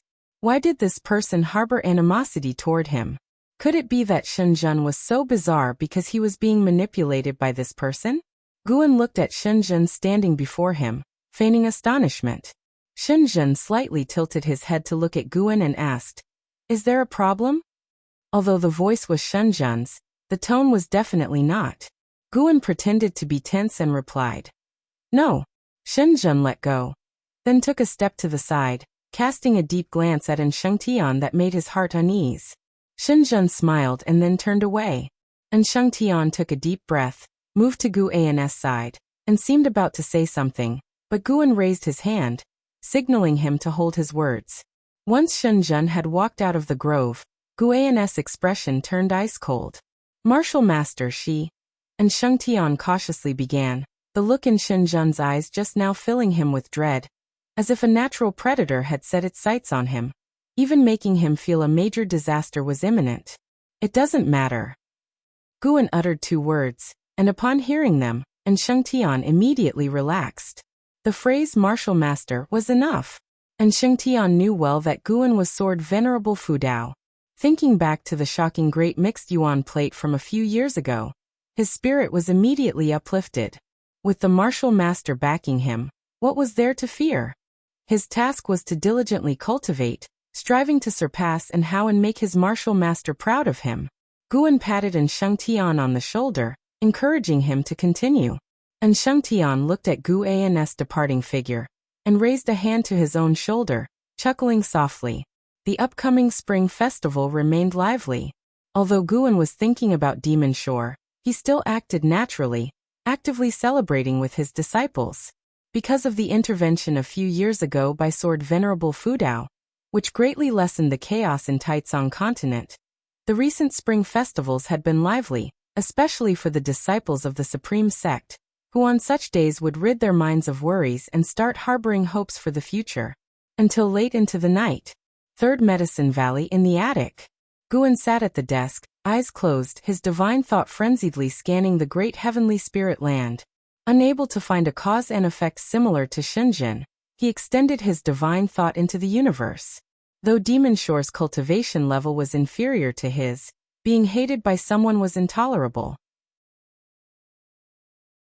Especially since the opponent hated his original self. He must die, to prevent future troubles. That night, the person with the worst mood within the Supreme Sect was none other than the strongest among them. Until the early hours, Guan finally located Demon Shore. The bastard was actually hiding within the silent destruction domain, and he was harboring a large number of evil demons under his command, clearly having some sort of plan. Guan stood up, left the house, and walked downstairs. Just as he was downstairs, Ji Xiaoyu emerged from the house and called out to him. "What's up?" Guan asked with a smile. Ji Xiaoyu approached him, sizing him up. Guan touched his own face and asked, "Is there something wrong with me?" Ji Xiaoyu stared into his eyes and said, "There's a sense of death about you. Have you been marked by something corrupt?" Guan feigned nervousness as he asked, "Really? Don't frighten me." He knew Ji Xiaoyu was not wrong in her feeling. Ever since being targeted by Demon Shore the day before, a causal bond had latched onto him, and was growing stronger. Guan had not dispelled the cause and effect on him, instead using it to trace Demon Shore. "Perhaps it's just my imagination," Ji Xiaoyu suggested, seeing his panicked reaction. She was puzzled inside. What on earth had happened to Guan? Although she had regained some of her memories, she was not the original self, able to only sense the cause and effect on Guan but not fully see through it. "Always scaring me later when I go out, I'll be worried the whole way," Guan complained sullenly. "Then don't go out." "I'm puzzled. With your current resources inexhaustible, why do you still take charge of so many medicine valleys? You don't understand, this is life. To be human, One needs to do things to feel grounded. Humph, you're definitely hiding secrets. Don't you follow me? If I catch you, we are through. This is called privacy rights, understand? Who gave you privacy rights? Granted by the heavens. Do you dare to question it? The two began to bicker again, and after Ji Xiaoyu twisted his arm a few times, Guan finally fled. Ji Xiaoyu watched his retreating figure, her brows furrowed deeply, her heart filled with worry. Sensing that Guan was heading for great trouble, Guan headed toward the transmission array platform. Along the way, seeing Longqing heading out of the valley. Going out to box again? Guan asked with a smile. Longqing, who had been practicing with Shenxinzi for years, had reached a horrifying level of physical strength. His qi blood was so powerful it even surpassed the void-crossing realm. Sadly, his body contained not a trace of spiritual power. Longqing stopped in his tracks, faced Guan, and nodded slightly. He revealed a proud expression and said, "In half a year, my second martial master will take me out to hunt demons. I will be able to fight to my heart's content." Guan did not admonish him, merely nodding before expressing a few words of concern and letting him go. Watching Longqing walk away, Guan thought of Shengtian.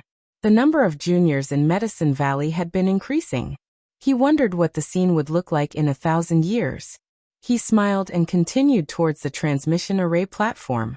Upon reaching Mystic Valley, he glanced at Lu Jiojia and then left alone. He walked through the forest and gradually, a figure emerged from his body, a split of his divine skills.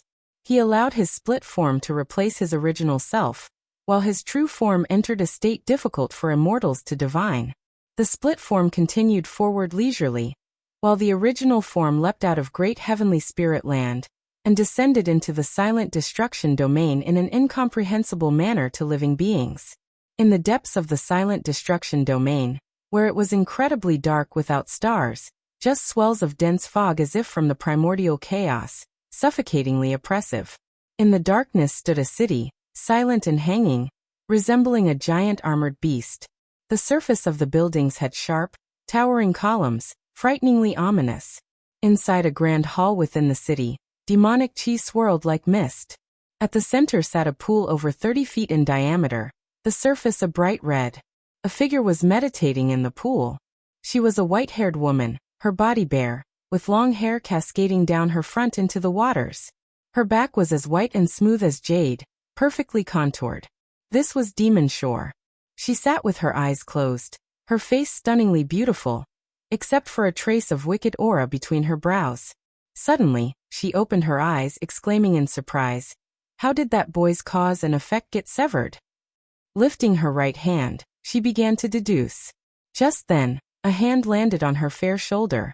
The touch made her Taoist heart tremble, and her face drastically change. "Why are you looking for someone?" A raspy voice entered her ears, chilling her to the bone. How could this be? Demon Shore was terrified to find herself completely immobile, her mana almost frozen. She was a free immortal of 9 layers. How could she be so utterly suppressed? Could it be that the other party? Thinking of the legends, she resisted her fear and asked through gritted teeth, Who are you?" If you can see great heavenly spirit land with her eyes, could you also hear certain things with her ears? Guan stood behind Demon Shore, leaning slightly forward. Enshrouded with a gray aura, his true appearance concealed, he looked mysteriously formidable. Hearing his words, Demon Shore carefully recalled. She quickly thought of Shenzhen, who often mentioned a person. Sword Venerable Fu Dao. Her impression of this person was very deep, deeming him a possible free immortal, but she had not calculated against Sword Venerable Fu Dao. Though free immortals differed, she was one who had stepped into reincarnation tribulation, even if not yet successfully, but at least she was trying. Sword Venerable Fu Dao. Why? The longer Gu An's hand pressed down, the more frantic she became. In her perception, Gu An's Dao level was unfathomable, and compared to his, her way of cause and effect was insignificant. Guan could feel her fear. He deliberately gave her time to experience panic, fear, and regret. After all, Guan had been worried about her hostility all night. Killing her directly would be too lenient. He gazed down at Demon Shore, taking in her entire form. Nice skin, too bad she provoked him. Die. Guan's gaze intensified as he furiously infused his divine thought into her body, impacting her soul, probing her memory. Demon Shore's body trembled, quickly settling into calmness. The grand hall fell silent. Even the swirling demonic chi halted. After a long while, Guan withdrew his divine thought, exerting a slight force with his right hand. Demon Shore instantly turned into ash, a shockwave spreading that caused countless tiny stars to appear in the demonic mist. Those were the shattered remnants of Demon Shore's Tao. Guan pondered over Demon Shore's memories, filled with emotion. So the reincarnation tribulation held such mysteries. Demon Shore was not only reborn herself, but also could choose a mortal for rebirth. Shenzhen was her choice, and she chose him after he had grown up. The reason for choosing Shenzhen was his innate talent for the way of cause and effect and the uncertainties surrounding him. Demon Shore couldn't see why the uncertainties around Shenzhen originated, initially not even considering Sword Venerable Fu Dao. Until years ago, during the Supreme Chaos Disc, she confirmed that Sword Venerable Fu Dao was the uncertainty surrounding Shenzhen. She was surprised but not shocked. Until Sheng Tian appeared, using Shenzhen's body, she sensed its cause and effect and was instantly moved. She even wanted to usurp Shengshen's body. Thinking of the seductive she-demon becoming a man, Guan felt somewhat awkward. Fortunately, in Demon Shore's memories, she was always a woman. Otherwise, he would feel awkward seeing Shenzhen in the future. You have successfully seized 61,098,203 years of lifespan from Demon Shore, Free Immortal Realm, 9 layers. A prompt appeared before Guan, seizing over 60 million years of lifespan in one go. Not bad. Worthy of a free immortal. Would killing Taoist hidden immortals in the future bring in hundreds of millions of years of lifespan? Guan looked forward with anticipation, but for now he did not want to confront Taoist hidden immortals. He would rather accumulate lifespan through medicinal herbs. It was safer to grow stronger unnoticed and avoid much hatred.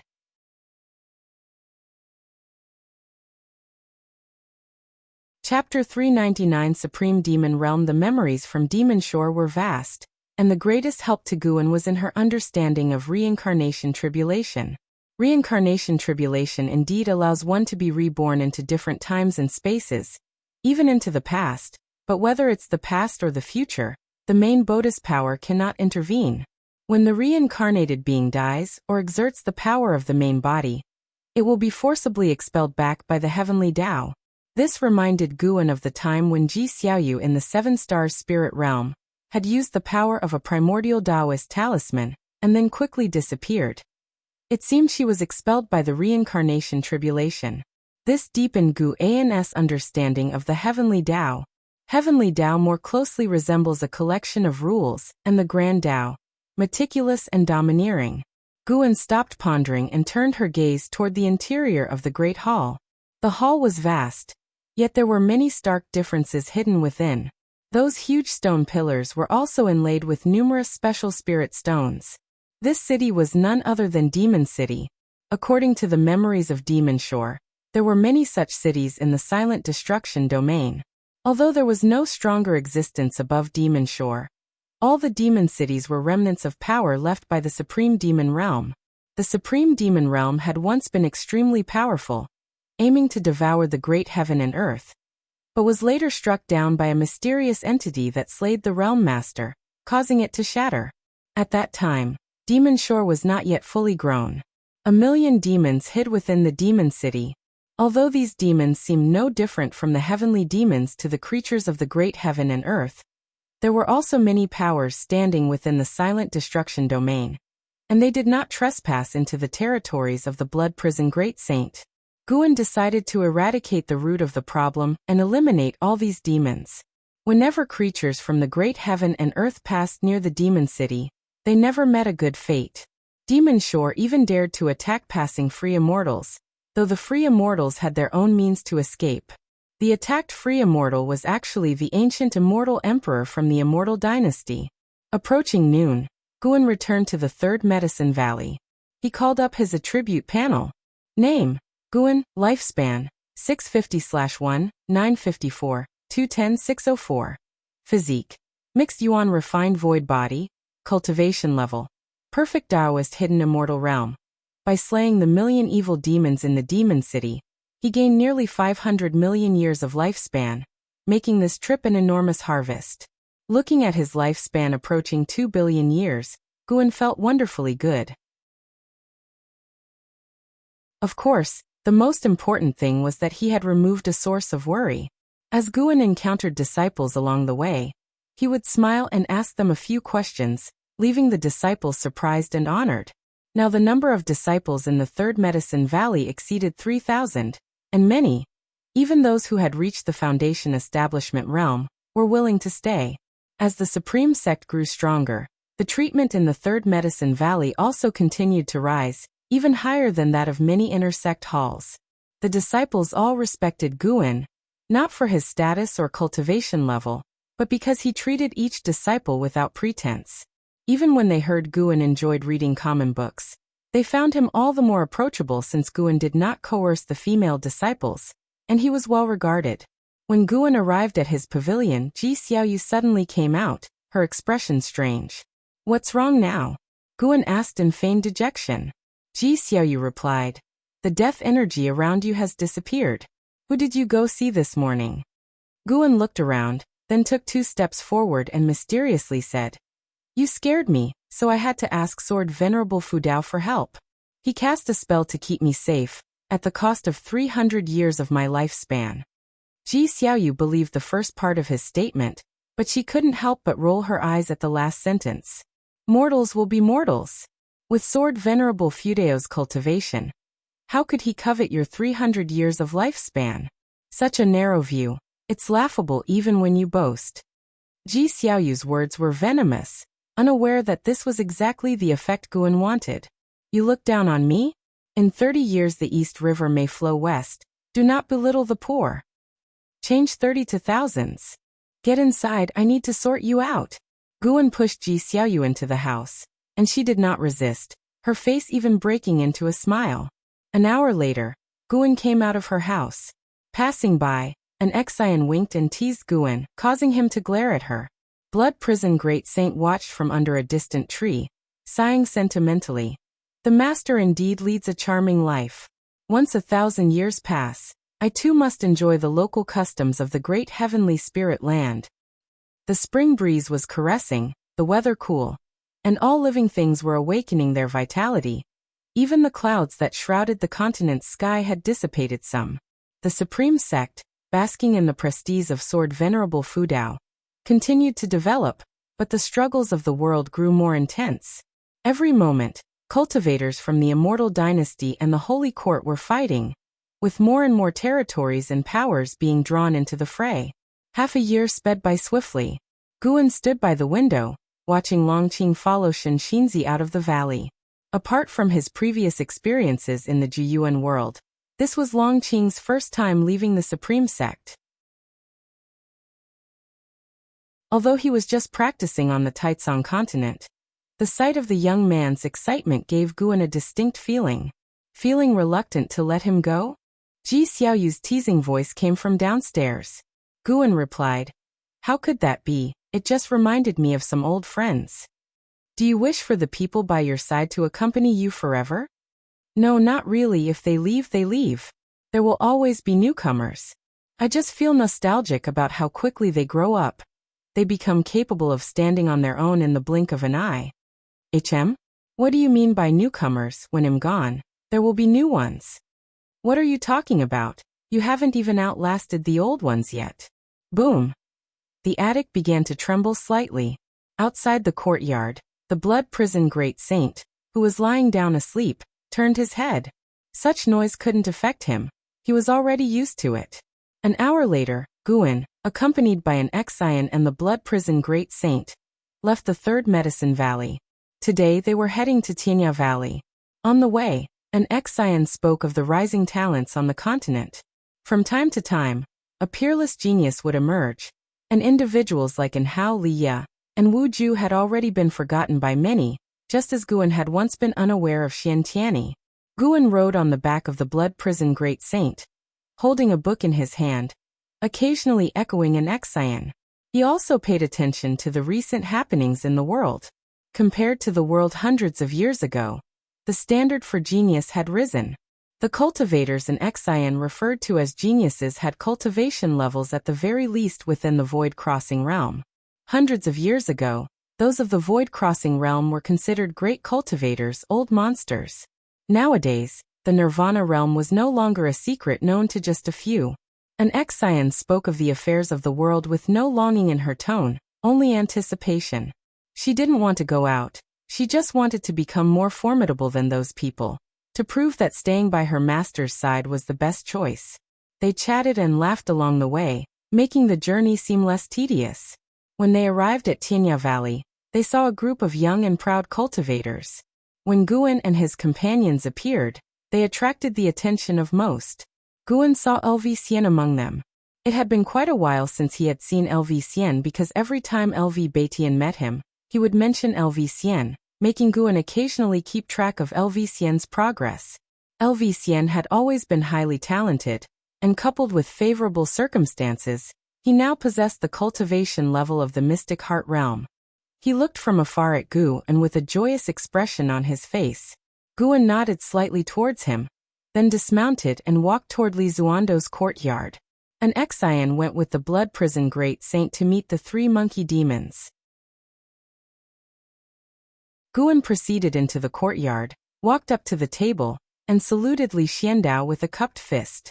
Following Li Zuando's gesture, he sat down. Li Xiandao appraised Guan and asked with a smile, "Why do I feel you've changed again?" Guan replied, "Perhaps I've aged a bit more?" As Guan grew older, his relationship with Li Xiandao became less about seniority and more like that of equals.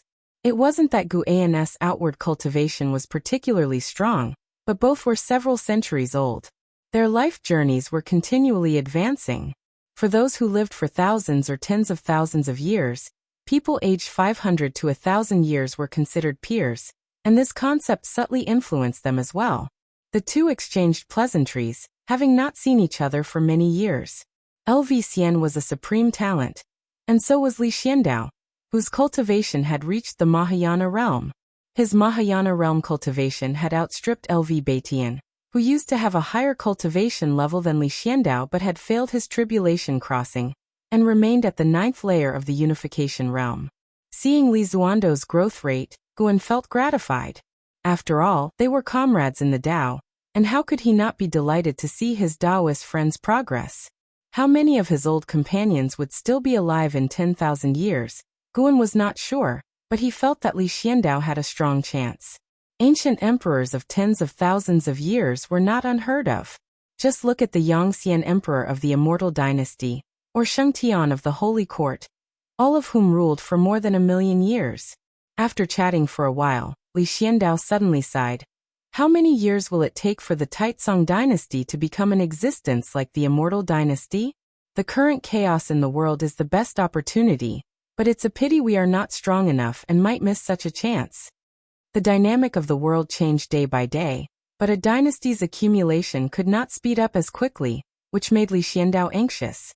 If they missed this chance and a new ruler emerged, the Taizong dynasty would never have its day, at best dominating only a single region. Guan hadn't expected that Li Xiandao would actually harbor ambitions to replace Yangxian Emperor and Xingtian. That was quite daring.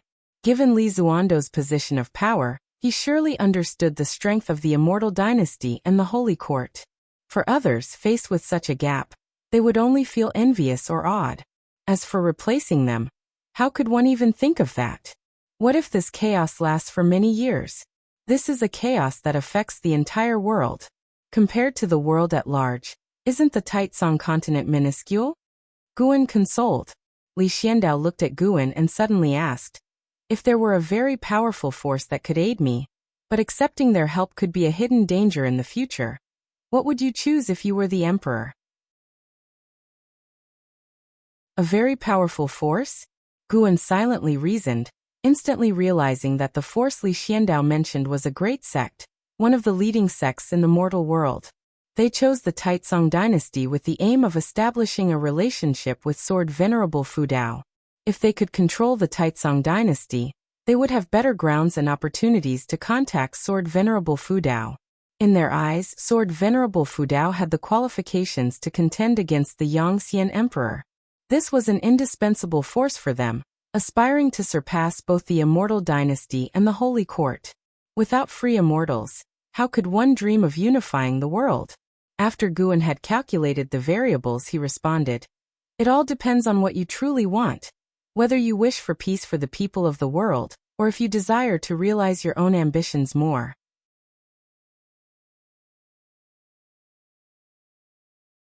Chapter 400 Immortal Legacy All Living Beings. Aspirations. Li Xiandao fell into deep thought, and Guan did not offer his own opinion, since both choices had pros and cons for the common folk.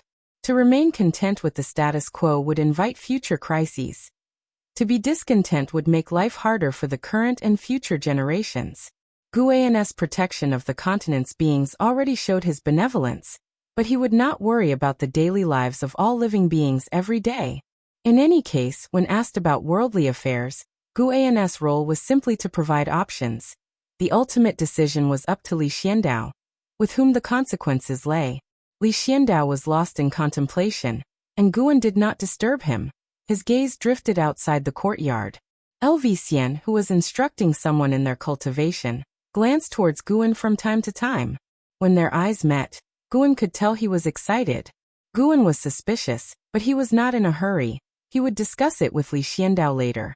Usually he did not need to spend much time on cultivation, so his pace of life was slow. He was not in a rush about most things. He could handle them one by one. Li Xiandao was not forever lost in his own world. He came back to reality and started chatting with Guan about Liya. Liya was the link between the two, and speaking of him prompted more conversation. After an hour, Li Xiandao suddenly said, "Xian has been talking about you non-stop. He specifically came back from overseas to see you, but insisted I come along. He wants to meet you but also fears you. What's that about?" Guan pretended to be puzzled and asked, "Why does he want to meet me? And why would he fear me? That shouldn't be. Have I treated him poorly?" While speaking, he looked curiously at Xian, who immediately smiled back at him. Li Xiandao stared at Guan meaningfully and said, "Guan, what kind of relationship do we have? There's no need to hide things from each other." Guan's expression alternated between clouds and sunshine. He took a deep breath and said, "To be honest, there are indeed hidden relationships behind me. If I reveal them, I will be punished, and those who know will die." After saying this, he patted his shoulder. Li Xiandao immediately squinted his eyes and chuckled. "Then let's not talk about it anymore." Inside, however, his mind was in turmoil. This boy. Upon reflecting, Li Xiandao had an epiphany. After Guan joined the Supreme Sect, Sword Venerable Fudao appeared, primarily active around areas close to Guan. He recalled Li Ya's sudden surge in strength over the years, which he could never explain. Now it all made sense. It seemed Guan had arranged for Sword Venerable Fudao to look after Li Ya. Li Zuando's gaze towards Guan heated up, making Guan quite uncomfortable. Without guessing, Guan knew what Li Xiandao might be planning. He did not clarify. If Li Xiandao wanted to act under the name of Sword Venerable Fudao, he did not mind giving Li a pat on the shoulder. It depended on whether Li Xiandao knew his limits.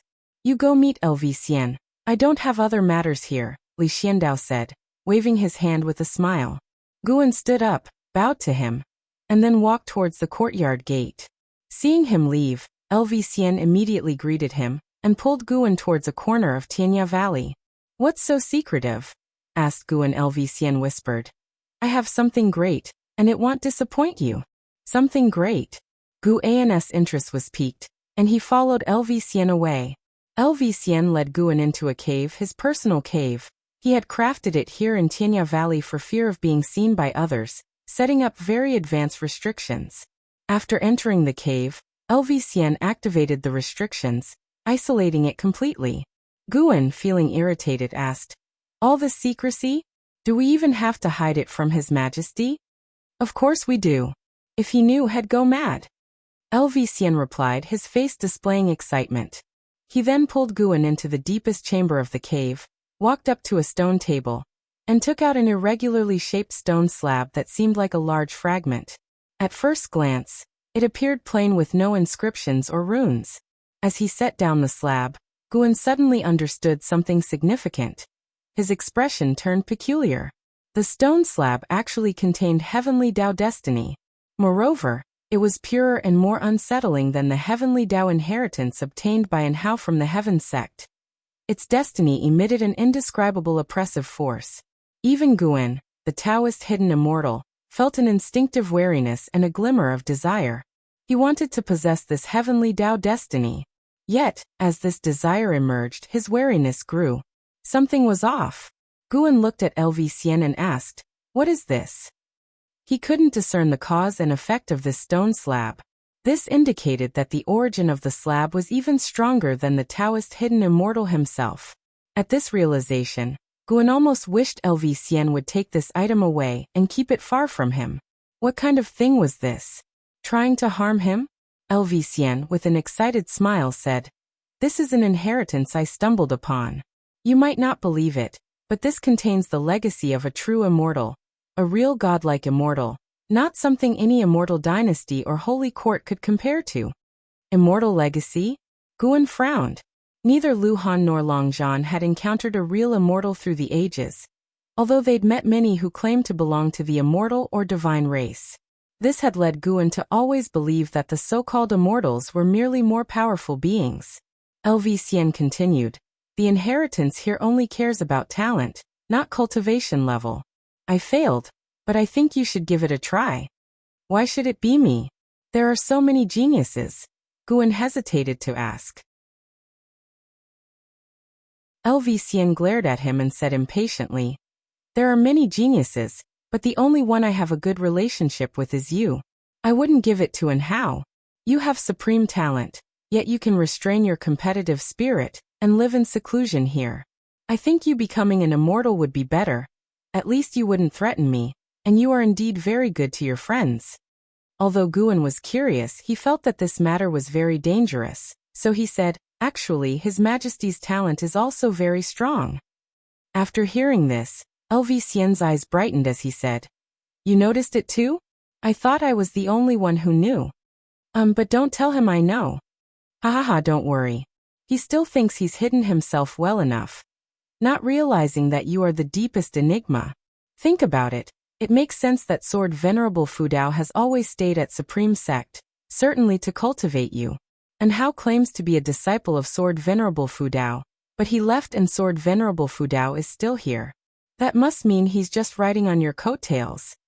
Lv-Xian chuckled, truly believing that Guan was stronger than an Hao.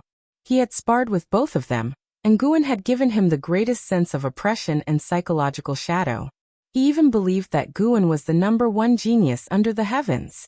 Hearing this, Guan fell into silence, his gaze fixed on a stone slab. Wait. Should he use his lifespan to simulate this? Guan thought it feasible, as touching the stone slab directly seemed too dangerous. His mind made up, he immediately began to simulate. Simulating the inheritance will consume 1,000,000 years of lifespan. Do you wish to continue? That much? Guan hesitated, but looking at the stone slab, he was really tempted. Forget it. Take the plunge. While Lv-Xian continued his incessant chatter, Guan chose to continue, and then his consciousness entered a vast white space. Everything was blank, and below his feet, grass first emerged, rapidly expanding, and mountains appeared in the distance in all directions. The world was vast and the sky magnificent. Guan looked ahead and saw atop the mountains a dazzling orb of light, immensely gigantic, much larger than any mountain on earth. Within the light orb, there stood a towering figure, 10,000 zhang in height, adorned in armor, wielding a divine weapon, exuding a domineering aura that overwhelmed all living beings. Upon seeing this figure, Guan felt threatened, and he couldn't help but think of Black Profound Emperor, whom Lu Han encountered, and Annihilation God Emperor, whom Long Zhan encountered. Their auras were similar. What realms were they actually in? Mortal spirit, having seen the heavenly Tao, why not kneel? A majestic voice rang out, but Guan did not kneel since it was just a simulation, and he asked, "What inheritance is this?" This is the heavenly Tao immortal position inheritance. To gain my approval, you must defeat me. Defeat. Guan was surprised internally. Facing this entity, LV surely had no chance at all, let alone even the desire to fight. Wait, LV said that the inheritance only looked at talent. Could it be that facing different inheritors, this entity's cultivation level might also change? LV failed against an existence a great realm higher than his own. He was now facing an existence a realm higher than Taoist hidden immortal. No wonder it felt dangerous, yet not hopeless. What is heavenly Tao immortal position? Guan pressed on. The other did not respond. Guan asked other questions, but no matter what he asked, there was no response. Forget it. Then fight to see if he had the strength to pass the inheritance test. Inside the cave, LV gestured to Guan, whose eyes suddenly became clear. What were you thinking about? I asked you several times and you didn't respond, LV said with dissatisfaction. Guan smiled and replied, nothing much, I was just wondering whether there really are immortals and gods. He had passed the test. It had to be said that entity was indeed formidable. Guan had to use dozens of moves to completely vanquish it. Yet even after the victory, Guan still hadn't figured out what the heavenly Tao immortal position was. But one thing was certain. The stone slab inheritance could see through his true cultivation level. If there was an immortal god power behind it, that power could also understand his true strength through the stone slab. The last thing Guan wanted was for his true cultivation level to be seen through. Forget it, I can't accept it. But don't worry, I won't tell anyone. Guan shook his head. LV eyes widened as he said, this is an immortal god inheritance. If you succeed, you will soar to great heights.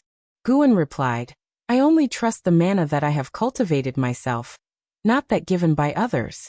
If so, I would certainly be controlled by others at the risk of my life and freedom. Hearing this, LV furrowed his brows. He had to admit, Guan made a good point. With that statement from Guan, the excitement in his heart began to subside. He looked at the stone slab on the table and said in a low voice, well said, perhaps failing the inheritance was a blessing in disguise.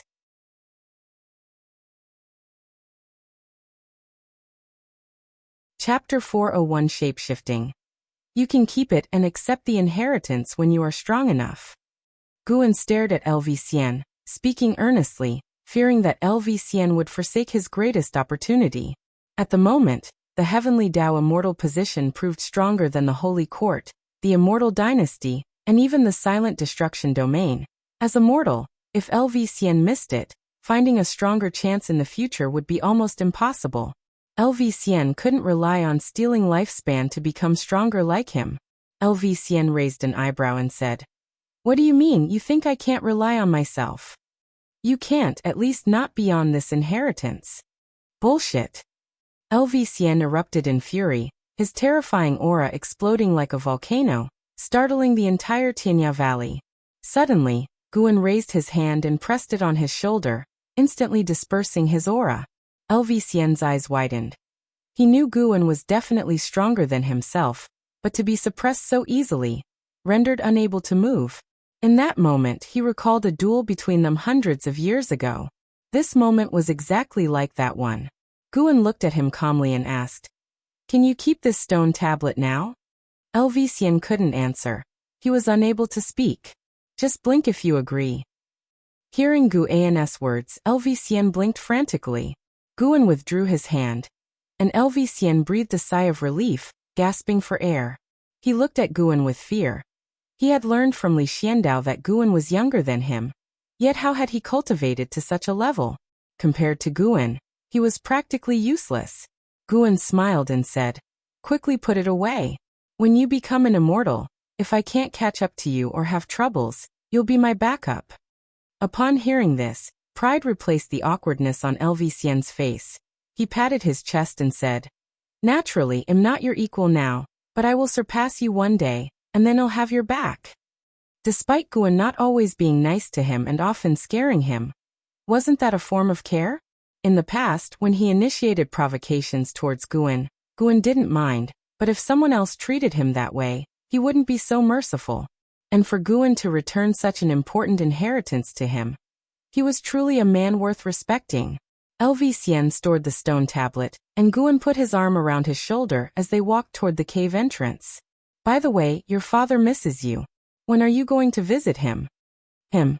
That old undying man. If I visit him, I won't be able to help but kill him. Nonsense, blood is thicker than water.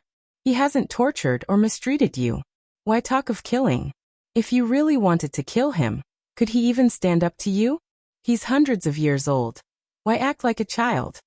You don't understand. Of course I don't understand. I have no parents. Well, I envy you for that. Hey you brat, are you looking for a spanking? Just go back to the Supreme Sect and see your father. He treats me well and is always talking about you. My ears are almost calloused. If you go, I'll teach you a divine skill that will definitely enhance your strength. Really? I Guan never lie. And so, the two chatted and walked out of the cave. Back in the valley, Guan reverted to being an ordinary nascent soul realm cultivator, while Lv continued to exude the arrogance of a supreme youth. A month later, Lv came to find Guan, extremely happy, pulling him to drink because Lv had come to see him. Although the father and son were still not on the best of terms, their relationship had begun to improve. He was touched to learn from Lv that it was Guan who had asked Lv to see him. This youngster always seemed impatient with his ramblings, but in his heart, he remembered his father's love. Lv looked at Guan with eyes full of fondness, as if looking at another son. Guan didn't refuse, as he was just in the mood for a drink. Perhaps this was what meant by, with great power comes great responsibility. He not only had to save the world, he also had to help people handle domestic affairs. How fortunate the immortal cultivation world was to have me. Filled with self-emotion, Guan then competed with Lv in a drinking contest, and finally Lv was defeated. They were drinking high-level spiritual wine. It was alright for Guan to show off his strength a bit, especially since Lv was not considered strong in the Supreme Sect. Taking advantage of Lv drunken stupor, Guan went downstairs. Just as he descended, Ji Xiaoyu walked out of the room and said to him, "Come in." Guan shook his head. "No thanks, your strength isn't enough. Practice some more." Last time, to teach Ji Xiaoyu a lesson, Guan had played Go with her in her room for an hour and beat her decisively, which left her quite unconvinced, and now she would think about game strategies even during her practice. Just one more game, and you'll see if it's enough. Huh. Guan couldn't be bothered with her and continued walking toward the distance. Ji Xiaoyu watched his back, took a deep breath, and thought about the cost of losing the game last time. It made her teeth itch with frustration. Before the game, they had made a deal that if she won, Guan would focus more on his own practice, and if Guan won he would pinch her face. Well, pinch it as it may be, he really dared to do it strongly. She looked at Guan's back, her mind full of confusion. Why in the world was his Go skill so strong? She finally understood why Nine-Fingered Divine Lord couldn't maintain his composure in the Immortal Path realm when facing Guan. After walking some distance, Guan leaped up, aiming for the outer gate city. It had been ages since he last strolled in the city. Today he might as well reinforce the sword intent on the heavenly repair platform. Too many people had been comprehending his sword intent, causing it to continuously weaken. Recently even a divine immortal of wondrous dharma had come to study it. Time flies. In the blink of an eye, another decade passed. That day, in the deep sea, hidden spirit palace, Guan lay on a chair on the open ground, holding the supreme secret records. The deep-sea dragon carp was beside him practicing the heaven and earth primordial skill. This skill had been upgraded, but being too complex was in fact not beneficial, and his disciples were all practicing it. How could he allow the deep-sea dragon carp's treatment to exceed theirs? Even among his underlings, Tian Yaoer was the most important. The deep-sea dragon carp opened its eyes, flew next to Guan and asked cautiously, "Master, I think I can shapeshift. What do you think I should turn into?" Guan turned over, his back facing it, and said, "Whatever you want." He didn't care if a male demon wanted to shapeshift, it didn't matter even if it didn't. The deep-sea dragon carp caught a glimpse of a picture on the supreme secret records, pondered for a while, then turned and left. 2 ancient hours later, Guan left. By the time he returned, it was already half a month later. Upon return, he was taken aback. He saw a figure at the entrance of the hidden spirit palace. For a moment, he thought he saw a naked creature from the demon shore. But this fellow was not a female demon. When the deep-sea dragon carp turned to look at Guan, its stunningly beautiful face flashed a captivating smile, its long hair reaching its waist, and its skin as white as snow shimmeringly. He swayed his body as he walked towards Guan. Guan immediately threw a robe at him. Put this on immediately. Guan really wanted to scold him. A male demon turning into a female form. What was this nonsense? Absolutely disgusting. The deep-sea dragon carp, hearing the dissatisfaction in his voice, hurriedly put on the robe, looking at Guan nervously like he had done something wrong, his exceptionally beautiful face filled with a look of grievance.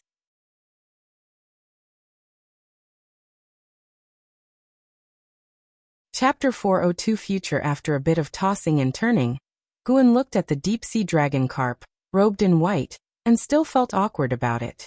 The deep-sea dragon carp had tied up its hair, giving off the impression of a woman disguised as a man, because since it had shape-shifted, it could not change its appearance again. It could only be like this. The more Guan looked at him, the more familiar he seemed. Wait, wasn't this the same woman that Guan had encountered in the Supreme Secret Records? Guan spoke up. From now on, don't dress as a woman anymore. There's no need to please me that way. I don't like it. The deep-sea dragon carp quickly nodded, although internally, he was puzzled. If Guan did not like it, why did he read such books? Seeing how wrong the creature looked, Guan began to instruct him on the practice of spells. Hearing that there were spells to practice, the deep-sea dragon carp immediately perked up, sweeping away his feelings of aggrievement, and simultaneously gaining some insight. Although the shape-shifting of the deep-sea dragon carp was absurd, it didn't affect Guan's life. He already had 3 female demons, and no matter what form the deep-sea dragon carp took, it couldn't pique his interest. After spending half a day in the hidden spirit palace, Guan then went to the heavenly Phoenix Mountain, where he could harvest a batch of high-rank medicinal herbs from the outer world cave, which should grant him tens of millions of years to his lifespan. There was no distinction between day and night in the outer world cave. After harvesting the herbs, Guan began to instruct the 3 female Tian Yaoer on their cultivation. Years had passed, and Tian Yaoer's cultivation level had reached the 9th layer of the mystic heart realm, and she was soon to assault the Mahayana realm. Her talent was exceptional, and with the abundance of high-rank medicinal herbs shared by Guan, her progress in cultivation naturally soared. Tianqing and Tianbai were less gifted than her, and had just broken through to the unification realm. Their pace of cultivation was already fast, at least faster than that of demons, whose cultivation was not as quick as that of cultivators of human race. The demons' advantage lay in their long lifespans, but under Guan's care, the 3 demons' cultivation speed was comparable to that of top human prodigies. After sparring for an ancient hour, the 3 demons were depleted of their demonic power. Their demonic power was considered abundant within their respective realms, but facing Guan, they had to go all out. Watching them exhausted, lying on the ground, drenched in sweat, Guan hovered midair, pointing out their weaknesses. After a while, the 3 demons gathered around him, inquiring about the outside world. They still vividly remembered the recent attack by the Immortal Lord during the Mid-Autumn Festival, his booming voice and imposing pressure. They were curious about the types of changes unfolding in the outside world. The Immortal Dynasty and Holy Court are fighting fiercely. Not long ago, I heard that an immortal spirit effortlessly moved an entire sea area with one hand, with billions of creatures at his mercy. He fought against the great cultivator of the Holy Court with the ocean in his grasp. It was earth-shattering. Guan casually picked an event to recount, listening intently as the 3 demons did. What he spoke of were actual events. As time passed, casualties of the Immortal Dynasty and Holy Court escalated, deepening the hate between them. If this continued, a battle that would sweep across the great heaven and earth was inevitable. Guan had calculated somewhat, fearing that the fight might cause heaven and earth to split apart, but with so many variables he couldn't clearly discern all the choices of the free immortal, or predict what was within the reincarnation tribulation of Shengtian. For the time being, it was impossible to see who would win or lose.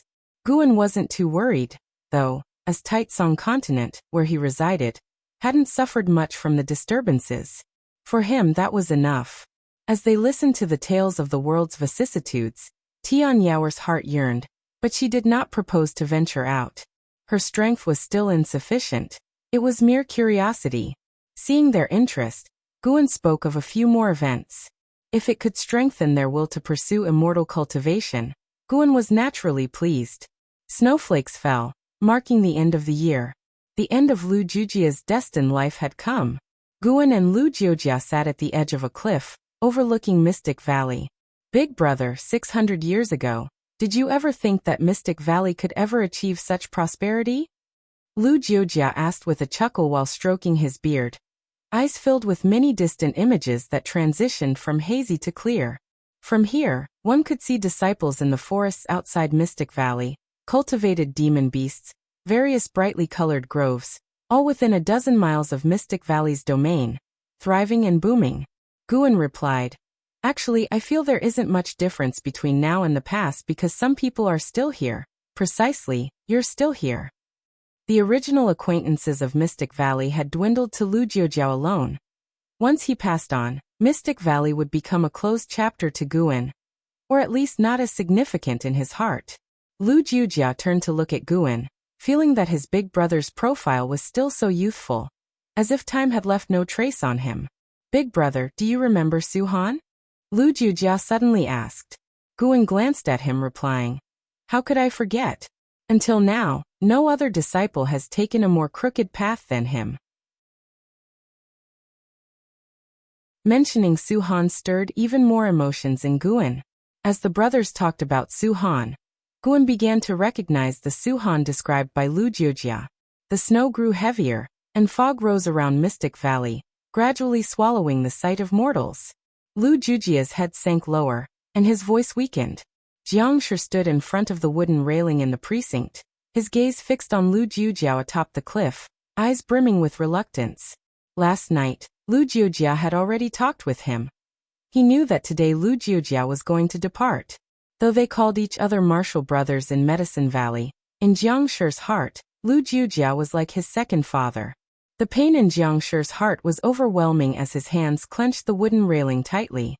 And Shengtian emerged from the forest, and was about to greet Jiang Shi when he caught the expression on Jiang's face. So Shengtian followed his gaze. Seeing the figures of Lu Jiujia and Guan, Shengtian fell silent. He was quite fond of Lu Jiujia as well, who had taken good care of him over the years.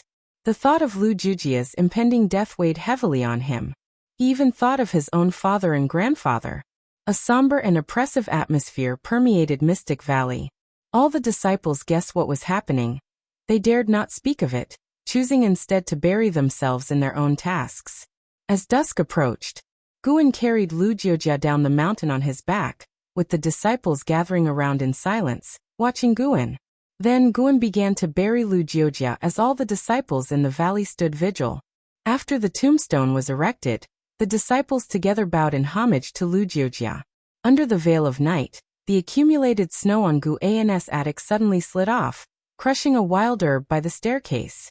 40 years later, the beginning of summer. In the outer gate city, the 700-year-old Guan was at an inn, drinking with Wu Ju, who was 702. Wu Ju had just entered the mystic heart realm, and was in high spirits, endlessly recounting his breakthrough experience. With the assistance of the Supreme Sect, he breezed through his advancement. You have no idea how terrifying that heavenly tribulation was. If not for the sect's aid, I would have been reduced to ashes. The sect exhausted countless spirit stones for me, and my own spirit energy elixirs were completely used up. Wu Ju was animated, eliciting occasional gasps of amazement from Guan mystic heart realm, a bit slow.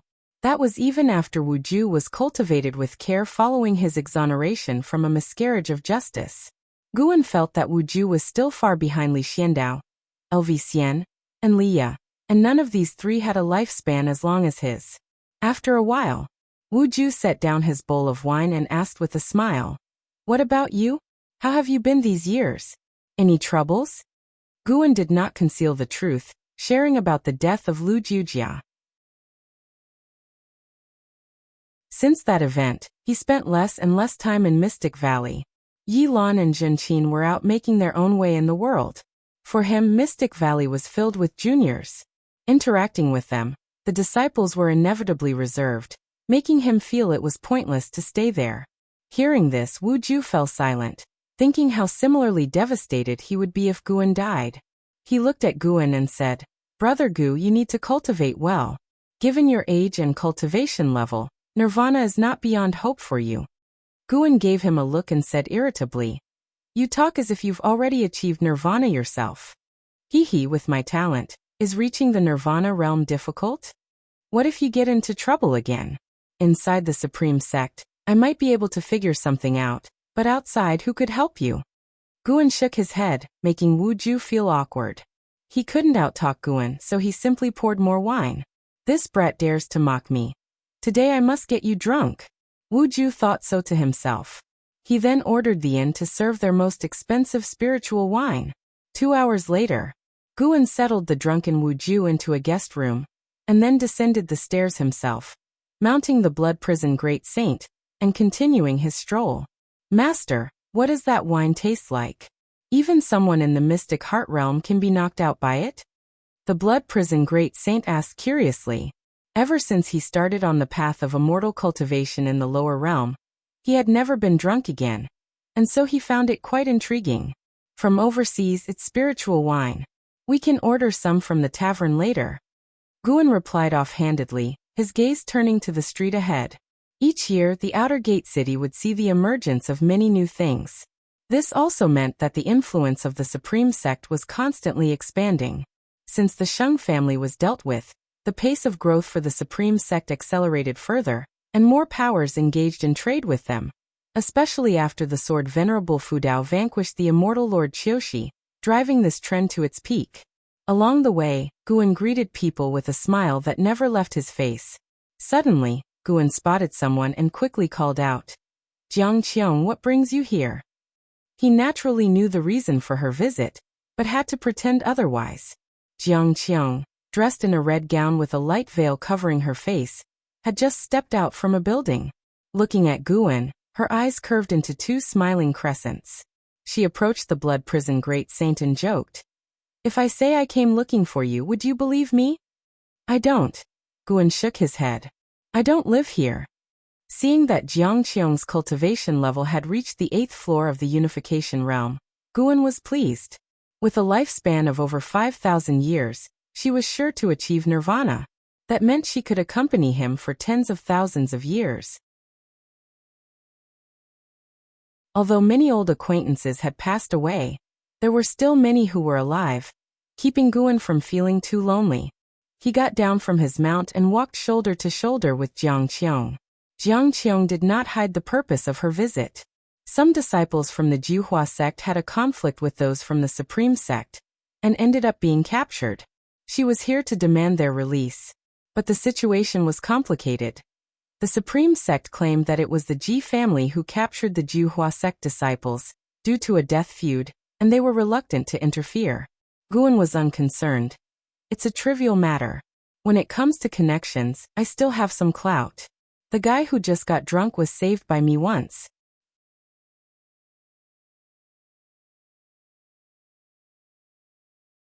Chapter 403 Heavenly Tao Merit. "Is that so? Then I'll wait for you to help me," Jiang Qiong said to Guan, her smile all crinkles. Guan glanced at her and said, "Hold on, your real purpose isn't targeting the Ji family again, is it?" With all the people coming and going, aren't you afraid of being overheard by the Ji family?" Jiang Qiong sneered. There were indeed many people on the street, but there were just as many who talked big like Guan, so he was not afraid at all. "Within the Supreme sect, who would dare to make things difficult for me?" Guan declared with feigned arrogance, then immediately flashed a smile and greeted someone who was approaching.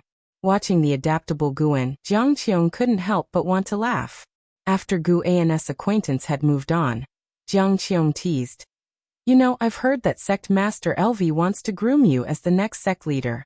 I thought he was joking before, but now it seems you really might have a shot. Guan shook his head and said, forget about it, he hasn't mentioned this for many years. Since the integration of the overseas cultivators, LV Batian rarely brought up the position of sect leader. It wasn't that he was reluctant to let go, but rather, he increasingly found himself not his own master, with the power of the sect leader being diluted.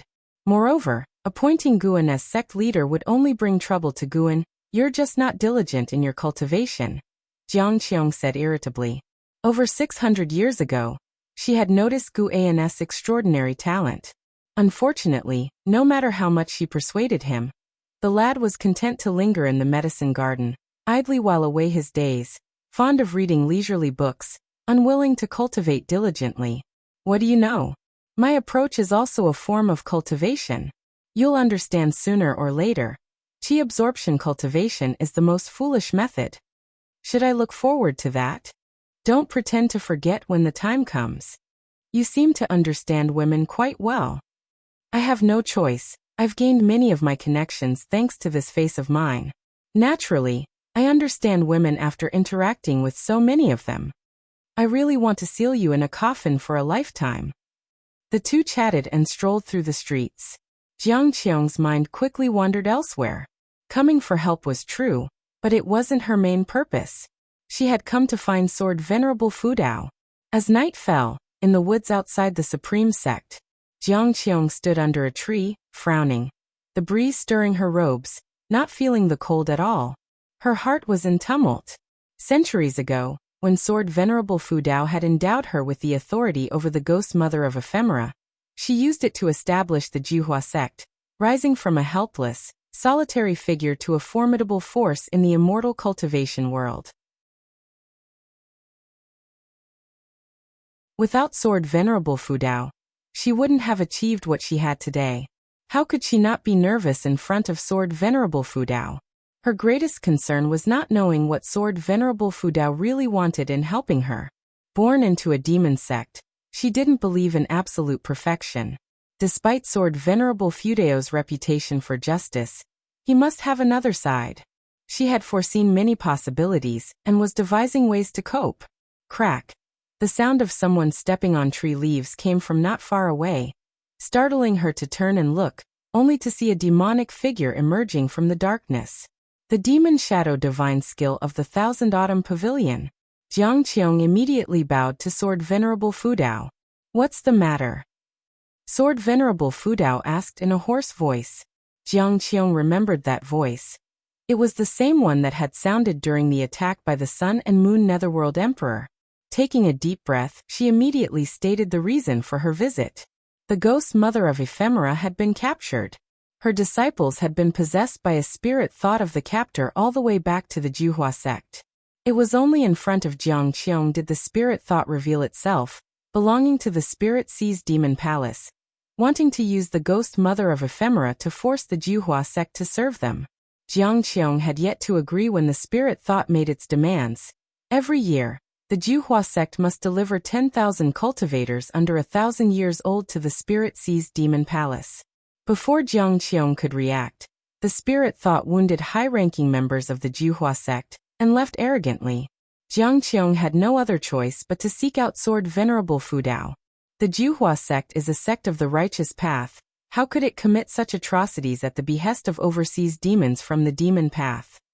Jiang Qiong said emphatically. Watching her serious demeanor, Guan wanted to laugh. Such an act. Guan turned away, dropping a sentence before moving into the darkness. I understand now. They will not trouble you again, and as for the ghost mother of ephemera, she will return on her own. Hearing this, Jiang Qiong breathed a sigh of relief. She looked at the retreating back of Sword Venerable Fudao and asked through clenched teeth, Senior, why did you choose me? With that question, the dark cloud hanging over her finally dispersed. Some things had to be faced. After witnessing Sword Venerable Fudao's divine skills suppress the Sun and Moon Netherworld Emperor, she felt she would never surpass Sword Venerable Fudao in this lifetime, so there was no need to wait. Without turning back, Guan kept walking, and his voice floated back to her. I helped you because of a request from my disciple. As for his identity, you need not worry. Isn't he the only person you care about in this world? With those words, Guan vanished into thin air. He knew Jiang Qiong had always been worried about this matter, so he took this opportunity to ease her concerns. Upon hearing this, Jiang Qiong's eyes widened, and she froze on the spot. After a long while, she burst into laughter, whispering, "You really do have connections at the Supreme Sect." She didn't mind that Guan had deliberately concealed this from her. After all, her life had changed because of him. It was she who was indebted to him. What right did she have to complain? In her heart, she felt more of a pleasant surprise. With the guidance of Sword Venerable Fudao, Guan's future would certainly surpass hers. Thinking back to what Guan had said, that qi absorption cultivation was the dumbest method, might actually be true. Sword Venerable Fudao had imparted to him a more profound method of cultivation. Jiang Qiong lifted her head and gazed at the bright moon peeking through the leaves, finding it as beautiful as her current mood. Elsewhere, Guan returned to the loft in the Third Medicine Valley. His main body switched places with the clone, completely unbeknownst to Ji Xiaoyu below, and even the Sun and Moon Netherworld Emperor would be unable to see through it. Guan picked up the fate-determining pen on the table. Before Jiang Qiong had arrived, he had already deduced the nature of the demon sect of ghostly bindings. A purely demon path power. Its sect leader was a reincarnation of a heavenly demon with awakened memories, choosing the Taitsong continent to investigate Sword Venerable Fudao, preparing for the heavenly demon's invasion of the great heavenly spirit land. Every single member of the demon sect of ghostly bindings was undoubtedly sinful to the extreme. Killing them was, in essence, ridding the world of a scourge. Guan began to write in the air with the pen, scribing the characters for demon sect of ghostly bindings, then determined their life or death with the longevity true word. Any link to the demon sect of ghostly bindings' qi fortune would be reduced to ashes. The sect leader of the demon sect of ghostly bindings was a divine immortal of wondrous dharma. Below him, the sect's influence was roughly comparable to the Star Sea congregations, although they did not have as many members. When Guan placed the fate-determining pen back on the table, several notifications appeared before him. You have successfully seized 709 years of lifespan from the true man of Een Calamity, Loose Immortal Realm 7th floor. You have successfully seized 2,171 years of lifespan from Lin Geshuan, Wandering Immortal Realm 2nd floor. You have successfully seized 624 years of lifespan from Yangfu, Nirvana Realm 8th floor. Guan looked at these notifications, his face expressionless. The demon sect of ghostly bindings, which had brought despair to Jiang Qiong, was as insignificant as dust on a table in his eyes. However, as more notifications kept coming, Guan felt a special qi fortune approaching him through the depths. He felt a familiar attachment to it, instinctively wanting to accept it, but he restrained himself. This was the heavenly Daos reward for him. Slaying those with heavy sins would grant him this qi fortune.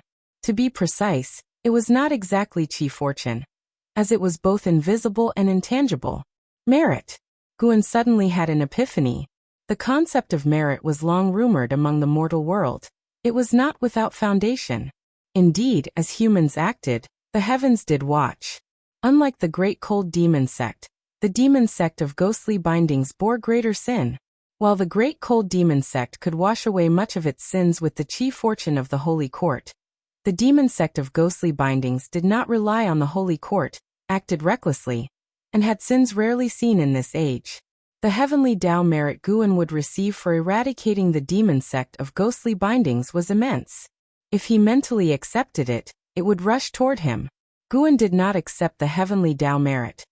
He decided to keep a distance from the heavenly Tao. Finally, the notifications ceased. In one go, he had obtained 7 billion years of lifespan. Still, earning lifespan through killing was the fastest method. At that moment, Guan even felt the impulse to eradicate all the forces of the demon path in the world, but then he remembered the fate of Long Zhan, and he held back. No matter how he persuaded himself, he was acting out of self-interest. The more people he killed, the greater the impact would be. He could not act rashly. Guan opened his attribute panel, and saw that his lifespan had reached over 29 billion years. His Taoist heart calmed down. With more years accumulated, he would be ready for a breakthrough.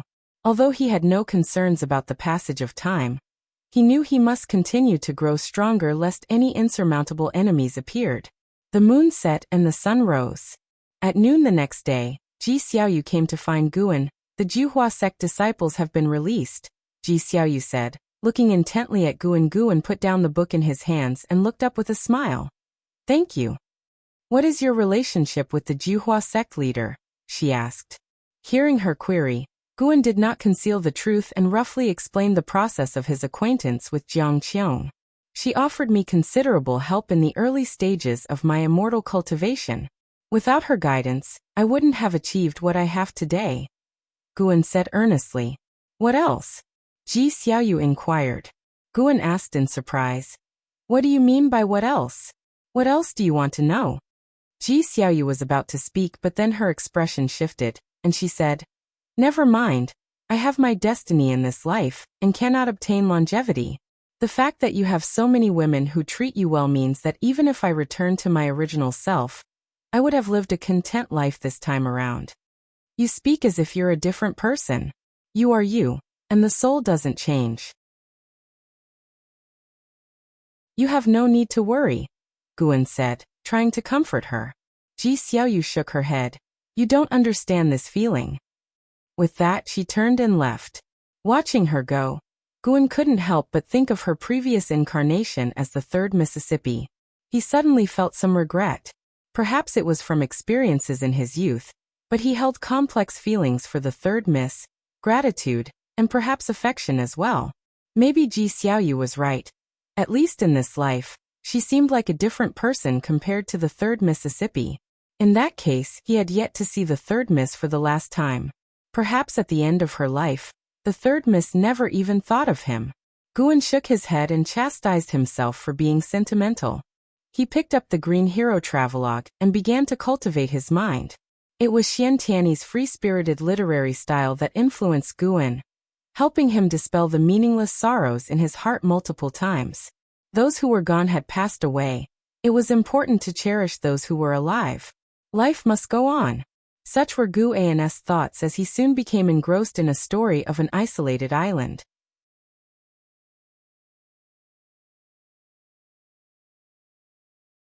Chapter 404. The Descent of a Deity. I'm preparing to leave now. Thank you for making a move, said Jiang Qiong to Guan, speaking earnestly outside of Mystic Valley. Not far from them, in the nearby woods, several Juhua sect disciples were resting and healing, awaiting Jiang Qiong. Guan waved his hand. If you wish to thank someone, thank Ji Xiaoyu. Jiang Qiong knew of Ji Xiaoyu, and she also understood that this Ji Xiaoyu was not the Ji Xiaoyu she knew. She did not dwell on Ji Xiaoyu, but instead, pondering on the words of Sword Venerable Fu Dao, asked softly, Why do you help me so much from behind the scenes and yet always choose to remain patient and silent? Guan understood what she was referring to. He blinked and said, What would it change if I said anything? To make you more grateful? That would be so dull. You should just focus on growing the Juhua sect. Life's journey is long. I hope that thousands of years from now, we can still share drinks and converse cheerfully. Upon hearing this, Jiang Qiong smiled and said, Then you better live for thousands of years. I'll try my best. After hearing Guan's words, Jiang Qiong smiled, then turned and left. As Guan watched her leave, he felt none of the sadness one might feel when parting with someone from the past because he knew he and Jiang Qiong would meet many more times. And to him, the Juhua sect was not far away. Some distances are not measured by steps, but rather by the rolling mortal world pushing the wheel of fate. Even though some people will continue to live, there will come a moment when Guan might feel this parting is a final farewell. After Jiang Qiong and the others flew away on their swords, Guan couldn't help but stretch lazily. I still have to face the new life ahead. Just 700 years old and already feeling melancholic. What will I do when I'm 1,000,000, 10,000,000, or even 100 million years old? Guan thought to himself with a smile on his face. Birth, aging, sickness, and death cannot be stopped, so why cling to them? Cherishing a lifetime of fate is enough. Guan turned and walked back into Mystic Valley, his thoughts turning to Xiaochuan. How has the rascal not reincarnated yet? With others, Guan might only desire a lifetime's fate, but with Xiaochuan he was much greedier. 5 years later, inside a courtyard of the Juhua sect, Jiang Qiong sat opposite the ghost mother of ephemera. After listening to the ghost mother's words, Jiang Qiong wore a strange expression and asked, "Are you sure it was 5 years ago?" "Yes, it was a very quiet night. No one came looking for me until dawn, so I went out to look around, only to find that all the people from the demon disciple palace were dead. A very peculiar death, with no signs of battle, as if their souls had been extracted. Not a single demon disciple was left alive throughout the whole palace, but we who were imprisoned all survived," the ghost mother of ephemera recalled, her face unable to hide the fear. Jiang Qiong was inwardly shocked. She knew Sword Venerable Fudao was powerful, but the ghost mother's description was still frightening. Taking a deep breath, Jiang Qiong revealed that she had asked for Sword Venerable Fudao's help. Upon hearing this, the ghost mother actually relaxed and revealed an ecstatic expression. "Allying with Sword Venerable Fudao is the best decision I've made in my life." Jiang Qiong looked at her and thought silently, "You will regret it." By seeking Sword Venerable Fudao's help, she considered herself having repaid the help that the ghost mother had provided over the years. However, the ghost mother was hated by Zhenqin. Given the relationship, Zhenqin could be considered a grand disciple of Sword Venerable Fudao. By any measure, the ghost mother would sooner or later face her death. It was also obvious that Sword Venerable Fudao didn't care much for the ghost mother. "The destruction of the demon disciple palace is an opportunity for us. I found many good things there, which can help the Juhua sect to soar," the ghost mother of ephemera suddenly said excitedly. Jiang Qiong's eyes shone, and the two began to discuss taking over the soul-binding demon palace. In the holy court, on a glittering golden hall, the holy minister sat on his throne, listening to the reports from the ministers in the hall. Behind him, the imperial seat of Shengtian emitted a faint golden glow, as if a figure was sitting upon it. "Currently, our control over the world is shrinking, and there have even been consecutive occurrences of sects and dynasties being wiped out within our controlled territory without any trace of the true culprits," an old man said with a voice full of age. The holy minister spoke. "In these extraordinary times, there is no need to expend energy investigating. The holy court's goal is the immortal dynasty. Once the immortal dynasty is destroyed, regaining control over the world will be as easy as flipping one's hand. It's just the right time to let all living beings feel the darkness of the years without the holy court's protection. Having held power for too long, those who were born in times of peace do not know the terrors of the dark years."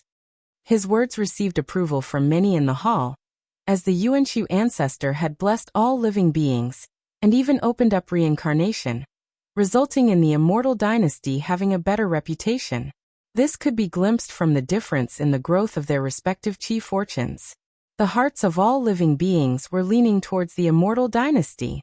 A man clad in battle armor stepped forward and said, "The urgent matter at hand is to cultivate a free immortal. Holy Minister, gather the strength of the entire court to boost your cultivation level." As soon as these words were spoken, many echoed in agreement, even beseeching the holy minister. The holy minister was already at the 9th layer of the divine thought true immortal realm, just one step away from becoming a free immortal. "Why must it be the holy minister, and not the holy God?" someone questioned, casting the great hall into silence. The holy minister glanced at him, not in anger but instead inquired, "Does anyone else have a differing opinion?" The cultivators of the holy court within the hall exchanged glances, but no one else made a sound. With a thunderous boom, a bolt of heavenly lightning struck from nowhere, hitting the person who had just raised the objection, reducing him instantly to ashes.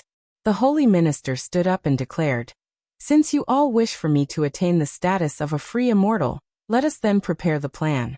I will amass the chi fortune of the holy court to verify the path of the free immortal.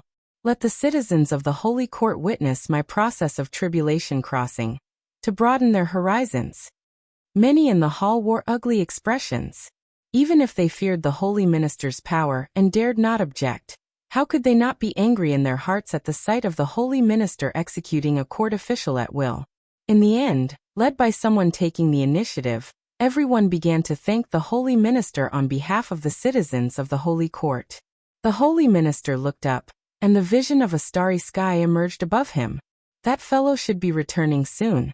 When he comes back, that will be my opportunity for a breakthrough, the holy minister murmured to himself. Elsewhere, in the mystic valley of the supreme sect, Guan read a book in the forest while an Xian sat nearby practicing her martial arts. Glancing towards Shengtian not far away, practicing with his sword, while Jiangshi watched him closely. Why choose to practice with a sword? It doesn't seem impressive enough, mused an Xian. Her gaze following to Guan. Guan turned a page and said, Everyone makes their own choices. Let him be. Master, what weapon suits me? She asked. Are you not practicing the sword? I feel the sword doesn't suit me. I like magic artifacts like the brush in your hand. They're more novel. Then you should think about it yourself. Don't ask me. Guan replied dismissively, then stood up and tucked the green hero travelogue into his chest. An Xian followed him to her feet, her voice filled with grievance. How could I possibly come up with one? I follow your guidance in my training. Help me think of something. Guan did not respond but looked up instead. The sky was a brilliant blue, and a streak of white light flashed across rapidly, disappearing in an instant. Another has arrived. It seems things will get even more chaotic, Guan thought to himself. That streak of white light just now was unmistakably a free immortal.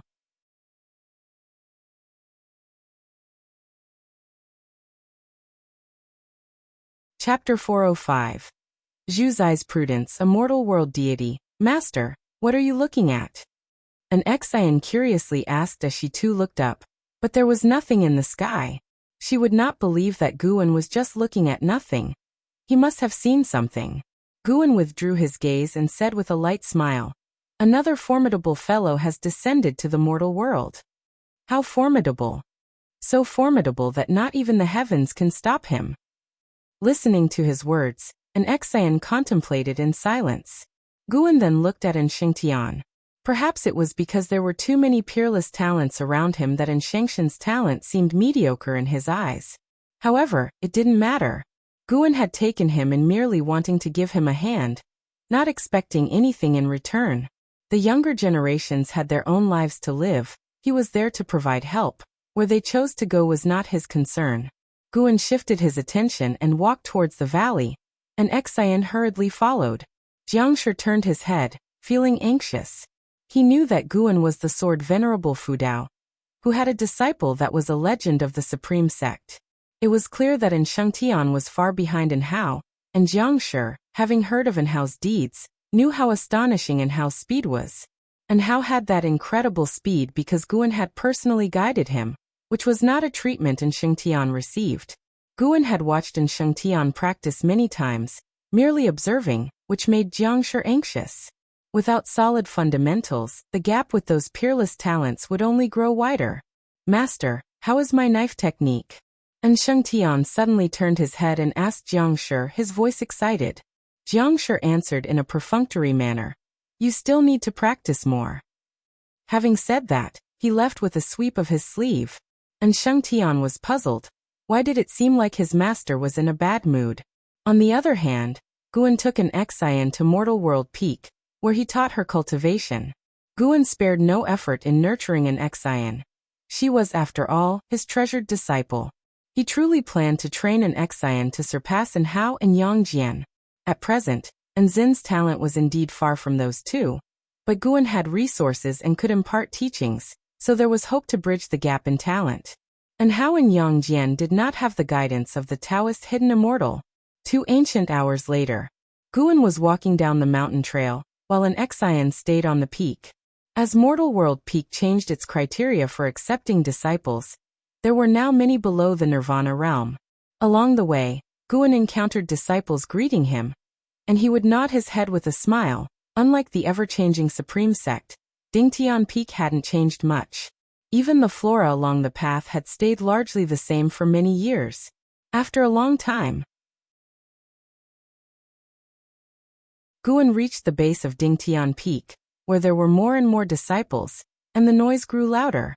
Here, no disciples recognized Guan, so no one greeted him. Guan made his way to a medicine garden. He turned his head and saw a woman sprinkling spirit water in the garden. It was Zhu Xi with the Tai Chu swallowing yuan body. Recently, Zhu Xi faced a predicament, having offended a disciple of Dingtian Peak, and had been suppressed here for nearly 10 years. In those 10 years, Zhu Xi had been very obedient, gradually making the disciple forget about her. While sprinkling water, Zhu Xi sensed something and looked up, then saw Guan watching her. She pretended to be flustered and timidly asked, "Senior, can I help you with anything?" Such an act.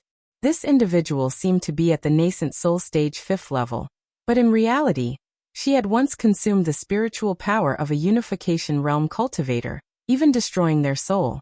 The strength of the Tai Chu swallowing yuan body far exceeded all the physiques of the current age. Not even an Hao or Yang Jian could match her. Zhu Zai's strength could not be measured by the surface realm. In a sense, she and Guan were alike.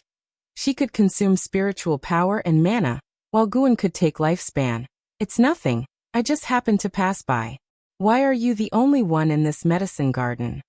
Guan asked with a chuckle, his demeanor gentle, easing Zhu Zai's nervousness. Zhu Xi replied, "The garden owner has gone to visit a Taoist friend, and I don't know when he'll return. Once he's back, I can leave." Guan beckoned Zhu Xi to come over. After hesitating for a moment, Zhu Xi still stepped out of the medicine garden and approached Guan. Stopping about 5 steps away, she asked anxiously, "Senior, is there something specific you need me to do?" Guan raised his right hand, pinched his fingers, and 5 secret books appeared in his hands, fanning out to reveal their titles. "Meeting by chance is fate, you caught my eye, pick one." Guan had calculated that if things continued this way, Zhu Xi would inevitably take a path hostile to Mortal World Peak. After all, he was the peak master of Dingtian Peak, and should do something for Mortal World Peak. Besides, he was very much looking forward to Zhu Zai's future. Zhu Xi glanced at them, a strange look on her face. Heaven and Earth primordial skill, stepping path of ages step, Taoist gang primal energy, primordial reincarnation skill, universe in the palm. They all seemed impressive but unreliable. Since when were peerless secret books inscribed on paper? Immortal cultivation sects used jade scrolls, read by divine sense. Guan was not in a hurry, leaving the choice to her. If she did not fancy any, then so be it. Guan didn't have to resort to this method to resolve potential resentment. If Zhu Xi dared to cause trouble in Dingtian Peak, he could suppress her with a flip of his hand. Could the Tai Chu swallowing yuan body consume the immense mana of a great cultivator, who cultivates the mixed yuan refining void physique? Zhu Xi, though skeptical, had a second thought. Choosing a book wouldn't be a loss, and what if the person became furious if she declined? Having cultivated for many years, Zhu Xi had encountered various troubles and had experience in dealing with them. She pulled a secret book, and then bowed in thanks to Guan's stepping path of ages step. Guan gazed deeply at her for a moment, then smiled, turned, and left. Zhu Xi didn't expect him to just walk away. She watched as Guan's figure vanished around the bend of the mountain path, before returning to the garden. She didn't continue sprinkling water, but sat down at the wooden table to read the stepping path of ages step. Before long, her expression grew solemn. Her hands clutching the secret book even trembled. This divine skill. Zhu Xi looked up, no longer sensing Guan's presence. But she remembered Guan's face, her heart full of complex emotions. After reading the secret book, she confirmed the divine skill was authentic and extremely powerful, and that he had not deceived her, which made her wildly speculate. Why had he taken a liking to her? It certainly wasn't because she was easy on the eyes. Could he have seen through to her physique? Zhu Xi might not understand the origin of her physique, but she knew that once news of it spread, she would become everyone's enemy. No, she must leave Mortal World Peak. This thought cemented in Zhu Zai's mind with resolve. Days later, 3rd Medicine Valley, inside an attic. Guan was chatting with Shenzhen, his divine sense locked onto Zhu Xi. He hadn't anticipated his well-intentioned action would scare Zhu Xi away, which made him even more curious about her. She was too cautious, eerily reminiscent of his own self. He wasn't upset. On the contrary, he looked forward to Zhu Zai's future even more, considering her disposition made her more likely to survive. I dream less frequently now. Do you think I've lost my talent? Xinjun said, worried. Her consciousness had dwelled in dreams while Demon Shore possessed her body, so she was utterly unaware of its existence, let alone its death. Guan laughed. The way you used to dream was already extraordinary, akin to path enlightenment. You can't be expecting that to happen all the time. What you should do now is reflect on your past insights, consolidate your Taoist heart. Sooner or later, there'll be a next time. Do you know of Wu Ju? He began telling her about Wu Ju's experiences with path enlightenment, omitting the part about lifespan limits, but Wu Ju indeed had multiple bouts of enlightenment. Shenzhen had not expected Wu Ju to have such a background, which explained his sudden rise. Now that I think about it, why does everyone associated with you seem to encounter all sorts of fortunes? Shenzhen suddenly asked. Guan raised an eyebrow. Could it be my doing? Shouldn't you be kneeling and thanking me? Shenzhen rolled her eyes in response. How could that be? You wish. I just think it's a bit coincidental. Maybe there's something common among us. Perhaps it's Chi Fortune. There was a great cultivator who came to the Supreme Sect to teach. I listened to his lecture about Chi Fortune. Guan had not attended the lecture because the speaker was just a loose immortal. Now, hearing Shenzhen, he listened attentively. A person with great fortune of energy movement would always turn danger into safety and break through limits, and they also seem to attract each other. Given this explanation, it indeed seemed reasonable to attribute it to Chi Fortune. After chatting with Guan, Shenzhen's worries dissipated. She felt that Guan was right. There was no need for overthinking. The gains she had already made were plenty. As long as she maintained equanimity, she would eventually find enlightenment through music, chess, calligraphy, and painting. I am immortal world immortal. All beings speak my name with devout faith, and shall receive the protection of my divine power. A loud and authoritative voice rang out, startling the entire world and interrupting Shenzhen's speech. Shenzhen, struck with astonishment, said, I coined the name Mortal World Immortal when I was writing and even came up with a scenario. After I drew it, the picture somehow disappeared.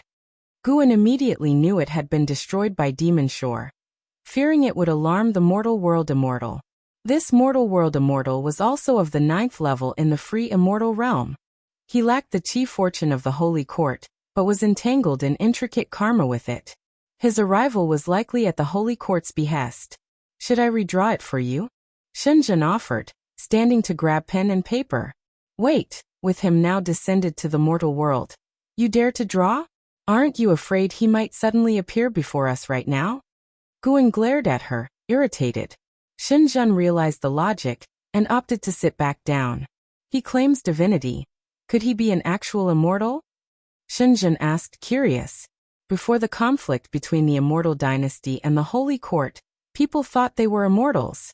But as the world plunged into chaos, the fantasy shattered, and they came to be seen simply as powerful forces.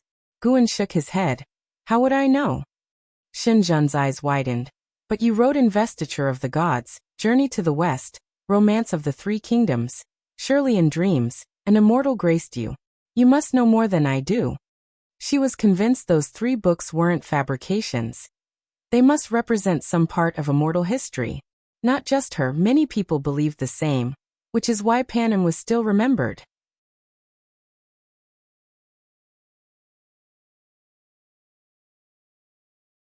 Chapter 406. Lifespan Samsara.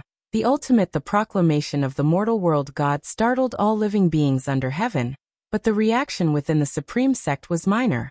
This kind of proclamation had occurred several times before, and given that the Taitsong continent hadn't been impacted by the chaos that plagued the greater world, the majority of cultivators who heard the mortal world god's words were merely curious, and did not believe. The beings of Taitsong continent had their own faith, and that was in Sword Venerable Fudao. Could the mortal world god possibly be as formidable as Sword Venerable Fudao? Shenzhen also expressed such sentiment, looking down on the mortal world god. I've drawn him, and I've drawn the divine skills of Sword Venerable Fudao, and I truly feel that Sword Venerable Fudao is stronger, Shenzhen earnestly said. Guan helplessly said.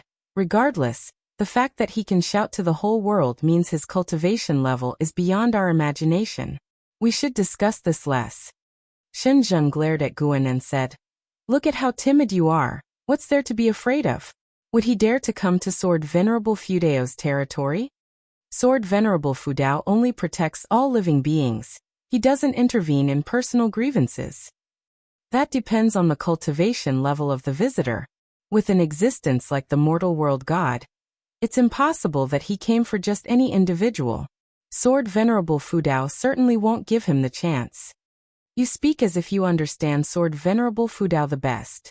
Nonsense, I definitely understand him better than you do. Watching Shen Zhen's vehement demeanor, Guan realized he couldn't out-argue her. It seemed like no one understood Sword Venerable Fudao better than she did. Guan, not wishing to argue further, changed the subject and talked about other matters while his divine thought reached out to the mortal world god. The mortal world god had established a dojo on a straight and majestic mountain peak, and had taken 100 heaven and earth flying immortals as land immortals, seemingly preparing to promote the divine Tao. These 100 heaven and earth flying immortals came from different sects, each sought out by the mortal world god. It is worth mentioning that Baizia of Mortal World Peak was also among them. If not for Baizia's invitation, Guan would not have joined Mortal World Peak, but since demonstrating his superior strength, their relationship had become distant, with Baizia intentionally keeping his distance. Guan didn't know his state of mind. All he could do was to oblige him. Being a land immortal under the mortal world god was in Baizia's view the greatest opportunity of his life. However, after Guan's deduction, this path was more perilous than fortunate, as the mortal world god was destined to confront the immortal dynasty.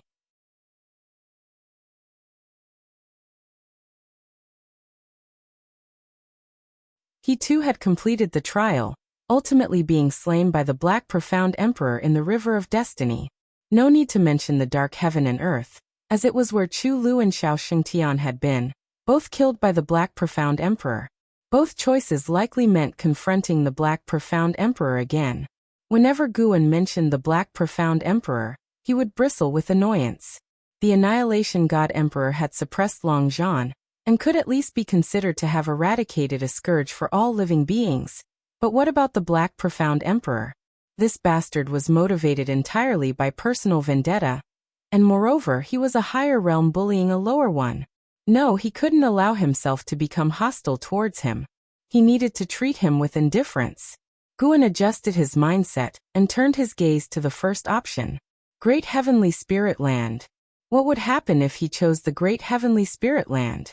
In the Great Heavenly Spirit Land, he wouldn't panic. After all, there was no one in this great heaven and earth who could threaten him for the time being. Let's try it. You have chosen to reincarnate into the Great Heavenly Spirit Land. Given that the Tao rules of this land cannot conceal your talent, you will retain your ability to seize lifespans, but you won't be able to unlock stage-based functions. Reincarnation evolution begins. In the first year, you were born into a Yen clan tribe in the desolate ancient continent, and you were named Extreme by your father. At age 3, you crushed a rabbit to death, seizing 6 years of its lifespan. Your destiny reached a turning point.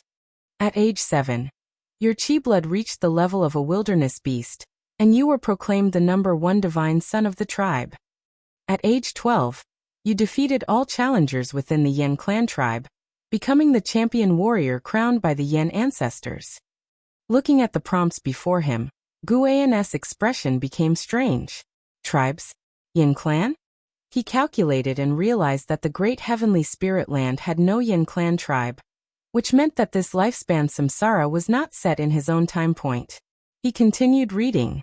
At age 15, an old man came to the Yen clan tribe, calling himself a land immortal, claiming knowledge of 5,000 years before and after. He saw through you at a glance and wanted to tell your fortune. Will you accept? Was this a necessary NPC encounter at the start of reincarnation evolution? Guan silently chose no. You refused his offer to tell your fortune, however. He didn't give up but insisted on doing so, resulting in your chi blood boiling in rage and you dying on the spot. At age 18, in pursuit of greater strength, you left the Yen clan tribe on your own. At age 20, you condensed your primordial spirit, gaining a might capable of shaking gods. At age 21, you encountered an injured dragon girl by the seashore, lying on death's door, begging for your help. Will you choose to save her? No. You chose not to save her. The dragon girl died of a broken heart upon your refusal. Her clan brother, the Azure Dragon, leapt out from the depths of the sea and upon seeing the scene, suspected you of killing the dragon girl. He attacked you, and after a fierce battle, you tore the Azure Dragon to shreds. Guan suddenly felt some regret. Why did rejecting to save her lead to even bigger trouble? At age 22, you faced a massive pursuit by an army of shrimp soldiers and crab generals, trapped on an island and cornered. Using your lifespan evolution ability, you enhanced your path of physical cultivation, and after days of fighting, you broke through the encirclement and condensed your mystic heart. Mystic Heart Realm at 22 years old? Just how many creatures had this person killed? Guan couldn't see the specifics of each year, but judging by Extreme's growth rate, his killer instinct must have been tremendous. In the years that followed, Extreme was constantly haunted by the Dragon Palace from where the dragon girl had come. He battled ferociously, slaying dragons and demons, with astonishing progress each year that left Guan both thrilled and terrified. Strength can be brittle. It wasn't until he was 40 that Guan finally saw a chance to make a choice. At age 40, having stepped into the immortal path, you stormed into the astonishing Dragon Palace and slaughtered widely. Carrying the severed head of the Dragon Crown Prince, you confronted the grievously wounded Dragon King who knelt before you begging for mercy. Will you choose to spare the Dragon King? To have come this far, it was natural to eliminate the roots as well. Moreover, the long-standing grudge between Extreme and the Dragon Palace wasn't his fault. How could he be blamed when the palace insisted on holding Extreme responsible for the dragon girl's death, leading to an ever-growing hatred? Guan chose no. You executed the Dragon King and started to cultivate and heal in the Dragon Palace. At age 50, you learned the strongest legacy of the Dragon Palace, the dragon's divine heaven-reaching record. At age 51, you arrived at the Fallen Star continent and made the acquaintance of a cultivator, who invited you to join Mortal World Peak. Do you choose to join? Mortal World Peak? Finally, something familiar. Guan immediately chose to join. You joined Mortal World Peak, astonishing the high ranks of Mortal World Peak in the assessment, and the Peak Master sought to take you as a disciple. Do you choose to accept? Accept. You became a disciple of Bai Chi Dao, the Taoist Lord of Mortal World Peak, and started to focus on your cultivation. At age 60, Bai Chi Dao took you to a grand conference of all sects, representing Mortal World Peak in combat, constantly slaying powerful enemies, alarming various sects with your killer instinct. At age 61, you won first place in the grand conference and were conferred the title of Heaven-Killing Extreme Star by the Immortals. At age 62, you left Mortal World Peak on your own to temper yourself. Upon setting out to sea, you were ambushed and annihilated the enemy. At age 63, you stormed the Chi Sea Cliffs, captured the mastermind behind the ambush, but the Chi Sea Cliffs threatened you. If you dared to kill that person, they would be at endless war with you. Will you choose to stay your hand? The ruthless heaven-killing Extreme Star seemed even more powerful than Long Zhan. The key was that his aggression was not unrestrained but targeted at his enemies. Guan felt that even if he stayed his hand, Chi Sea Cliffs wouldn't let him go. What did endless war matter? Had it been any other situation, he might have capitulated, but Extreme had stormed the Chi Sea Cliffs instead of sneaking in, suggesting he was capable of fighting his way out. No. Ignoring the threats of Chi Sea Cliffs, you crushed that person into a mist of blood. Chi Sea Cliffs launched an onslaught against you. You didn't flee but chose to fight. After a bloody battle, you broke the morale of Chi Sea Cliffs, with no one daring to challenge you again. You left the remains of the Chi Sea Cliffs under the fearful gazes of its cultivators.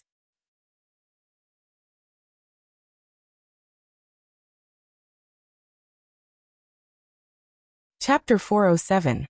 Battling Through Life, Dominating the Ancient and Modern Times. How fierce! Guan admired the extreme performance he witnessed. He couldn't help but say that the manipulation of lifespan samsara had been pushed to the limit. Accumulate lifespan crazily, evolve crazily, and even evolve during battles, truly like a madman. Moreover, no matter the choices this person made, as long as anyone dared to make a move on him, he would show no mercy. Guan looked forward to seeing more of Extreme, just unsure if Extreme had existed in the past or was from the future. At the age of 65, your understanding of the divine skill's heavenly record has deepened, and your soul has transformed. At the age of 67, you broke into the cave of an ancient immortal, endured many hardships, and seized the inheritance of the ancient holy court. You have obtained the heavenly Tao inheritance, and can claim the heavenly Tao destiny. Do you choose to accept it? Ancient holy court? These 4 words made Guan imagine many things. But the holy court had existed for countless years, and it still needed to be seen whether the holy court existed in the time and space where Extreme was. As for the heavenly Tao destiny, he could not accept it. No. You refused to accept the heavenly Tao inheritance. You return the inheritance to its original place, waiting for the next fated person to arrive. At the age of 68, as you prepare to leave the ancient immortal's cave, you suddenly encounter the spirit of a holy god from the ancient holy court. Seeing that you are fated, he wishes to pass on a divine skill to you. Do you choose to accept? Holy god? Guan's expression turned strange. He hesitated for a moment, then chose to accept. You accept the inheritance of holy god Yangjian, learning the heaven-extinguishing Tao-annihilating 36 spear techniques. Yangjian. Now Guan could completely confirm that Extreme existed in a far distant future. Holy God is a level of divine thought true immortal. After reaching this realm and then dying, how many years later must it be? There's no such thing as a duplicate name, because the heaven-extinguishing Tao-annihilating 36 spear techniques were taught to Yangjian by divine exotic ghost kings stealing the 5 elements, and Guan had seen it. Does Yangjian's death not mean that the holy court will also perish? As Guan pondered, notifications continued to pop up in front of him, quickly drawing his attention. After learning the heaven-extinguishing Tao-annihilating 36 spear techniques, Extreme continued to battle across the world. In the next 50 years, he made a formidable name for himself on the Fallen Star continent, then proceeded to the next continent. Battles, slaughter, and exploring caves, that was Extreme's life. He remained unattached to any emotions, unlike his previous reincarnations. Even if Guan helped him to refuse them. Extreme reached the free immortal realm by the age of 800, astonishingly radiant. At 1233 years old, you defeat the strongest contemporary of Daoyuo heaven, understanding your own Taoist intent during the battle, and creating the ultimate battle technique. At 1150 years old, you declare yourself the Extreme Saint, ancient and brilliant, and you begin closed-door cultivation. At 1200 years old, you step into the river of time, journeying to the past seeking rivals. At 1300 years old, you arrive in the post-ancient period and begin a new campaign. Journeying to the past? Guan felt odd inside. The subsequent experiences were still battles. Each time Guan had a choice, it was either threats or pleas from enemies asking Extreme for forgiveness. In the end, Extreme spent 200 years sweeping through the heavenly spirit great heaven and earth of the post-ancient period, seizing the chi fortune of heaven and earth, and his cultivation level skyrocketed. However, he did not surpass the 9 heavens of immortal path, as he used his lifespan evolution to enhance his cultivation techniques and divine skills. Then he stepped into the river of time again, heading for a more distant past. The Middle Ages. Unparalleled and capturing the chi fortune of heaven and earth again. Continue through time. The Taoist period, still waging wars across the universe. During the wilderness ancient period and the ancient period, Extreme maintained absolute dominance, killing his way into the most remote eras. He came to the Taichu period.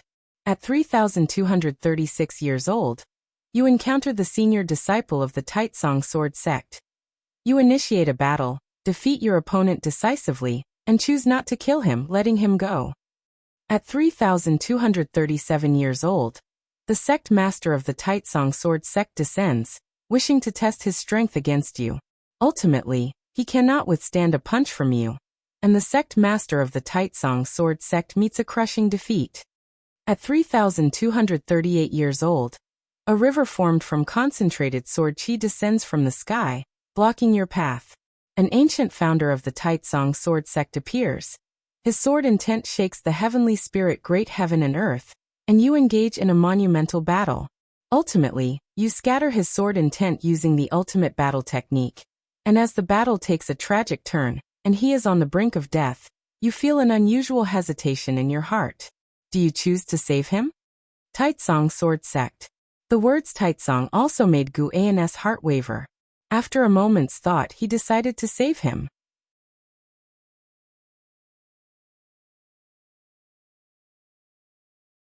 As you watched her leave, you erased the turmoil in your heart, dissolved the karma between you, and roamed the universe alone. At the age of 5,400 years, you enter the Kanglin immortal domain. You are attacked by a heavenly demon, slaying millions of them and earning the enmity of their entire race, but also the admiration of all beings in the Kanglin immortal domain. At the age of 5,402 years, you are titled the Immortal Domain War God by the Domain Master of the Kanglin immortal domain. At the age of 5,413 years, you enter an ancient forbidden land within the Kanglin immortal domain, where you are attacked by the spirits of the battle court. You annihilate all the spirits in the forbidden land, and you arrive at the Kanglin immortal king's Dao Palace. At the age of 5,414 years, you comprehend the Kanglin immortal technique, triggering the Heavenly Dao Immortal Position examination. You defeat the immortals in the exam. Would you choose to accept the Heavenly Dao Immortal Position? Heavenly Dao Immortal Position? It was unexpected that he also had a heritage similar to LV Xian's. It was within expectations that he could progress through such a heritage. Guan immediately chose no. If the immortals knew that he could seize lifespans, what then? You refuse to accept the Heavenly Dao Immortal Position. The immortals are furious, claiming you have offended the heavenly might. Within 100 years, they will definitely capture you. Absurd. Guan suddenly felt fortunate that he had not accepted the heritage examination before. If he had tried it, big trouble would have surely come his way. At the age of 5,480 years, you evolve through lifespan and condense a Tao fruit, becoming a Taoist hidden immortal. At the age of 5,485 years, a group of immortals descended into the universe, starting to hunt you down. You fought tens of thousands of immortals alone and struggled to cope. At the age of 5,486 years, you arrive at the edge of the universe and encounter the heavenly spirit god guarding the boundary gate. You are annihilated by a single strike of his axe. You have died and your path has extinguished. Reincarnation ends. As the last prompt fell, Guan vanished from the porch and moved to a deserted island on the ocean, swiftly activating a lifespan barrier. He sat in meditation, beginning to absorb the life memories of Ji. Although Ji had only lived for just over 5,000 years, his experiences were in no way inferior to those of Lu Han or Long Zhan, and perhaps even more splendid. Through Jis eyes, Guan saw the environment where the Yen clan tribe lived, with a broader heaven and earth and more abundant spiritual energy. The rabbits Ji killed in his childhood were as large as small hills.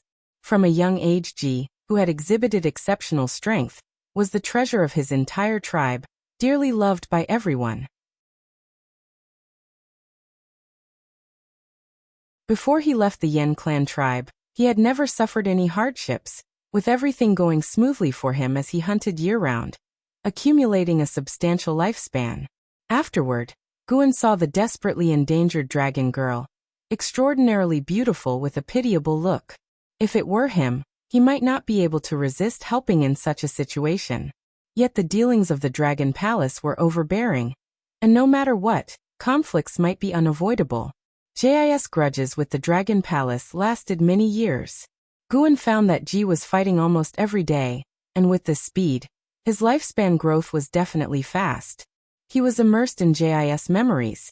Through Jis actions and words, he could feel that Ji was different from his other past lives. Ji had an inherent arrogance that emanated from his bones, directed only against strong opponents. when facing the weak, he could show a gentle side. Guan also saw the spirit of Yang Jian. Although its disposition differed greatly from the Yang Jian Guan knew, it was indeed Yang Jian. And there was Li Ya.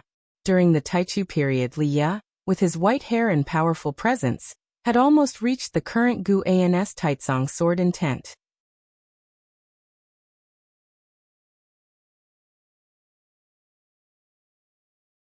Chapter 408.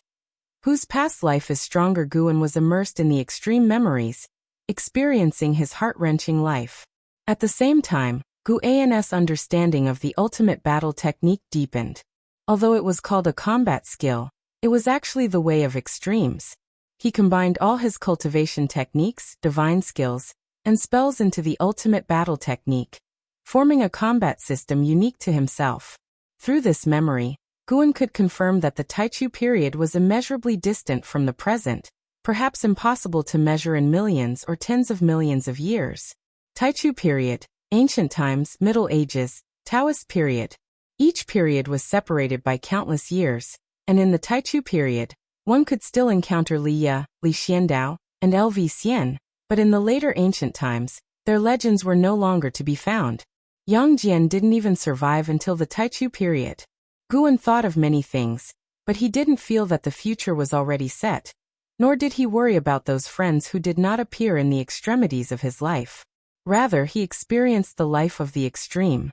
In the same realm, the combat power of the extreme was incredibly fearsome. Apart from fighting, all his time was spent cultivating, and judging by the rapid strengthening of his ultimate battle technique, he had devoted most of his lifespan to it. After Guan inherited all the memories, he felt that the ultimate battle technique might be stronger than any method he currently possessed. Having reached the free immortal realm, he did not become arrogant but instead felt a strong unease, which was also why he chose to become stronger by battling through the river of time. The river of time was different from the river of destiny. It allowed one to traverse the past and future. The reason for choosing the past was because the extreme felt that what was past had already gone, and he would not feel as much guilt when killing. In fact, the extreme did not kill indiscriminately and even admired some opponents. Because he let many enemies go, his lifespan was not as long as Guan had anticipated. Both were belligerent, but the extreme led a life without shame, never killing innocents or those without enmity, at most leaving them to their fate. Thinking about the extreme's battles, Guan felt that in terms of combat talent, the extreme was stronger. He could even say that he had never seen a stronger being than the extreme. If the extreme hadn't been hunted by immortals, his potential would be unimaginable. After entering the Tao fruit realm, the extreme's combat talent was clearly stronger. None of the 10,000 immortals he faced was of a lower realm than him, and each possessed outstanding divine skills.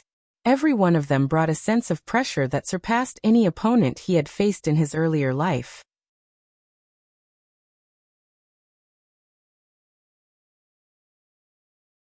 He wanted to comprehend the ultimate battle technique, and he also thought of Long Zhan's divine skill, Heavenly Dragon Reincarnation Dharma aspect. This divine skill could condense the self of a past life to fight alongside oneself, perfectly fitting for lifespan samsara. Guan had realized that all his reincarnations were battle maniacs. The more numerous they became, the stronger the Heavenly Dragon Reincarnation Dharma aspect would grow. In a sense, the more times one reincarnated, the stronger the Heavenly Dragon Reincarnation Dharma aspect became. The Dharma aspect conjured by the Heavenly Dragon Reincarnation could retain the main Bodhi's battle will, but lacked independent thought, only capable of battle, not of serving as doubles. Imagining the future, Guan raised his hand as myriad past lives stood behind him.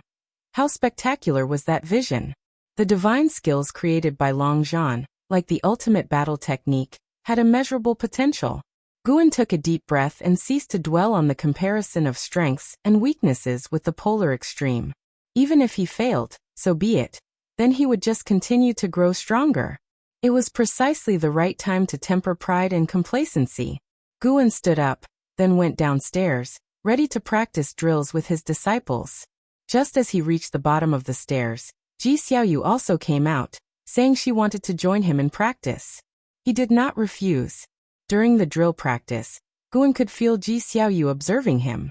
After blending the polar extremes' life memories, there came about a certain change in Guan's demeanor, one he couldn't completely revert to as it was before merging those memories.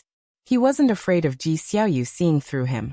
After all, if he simply refused to admit it, what could she do?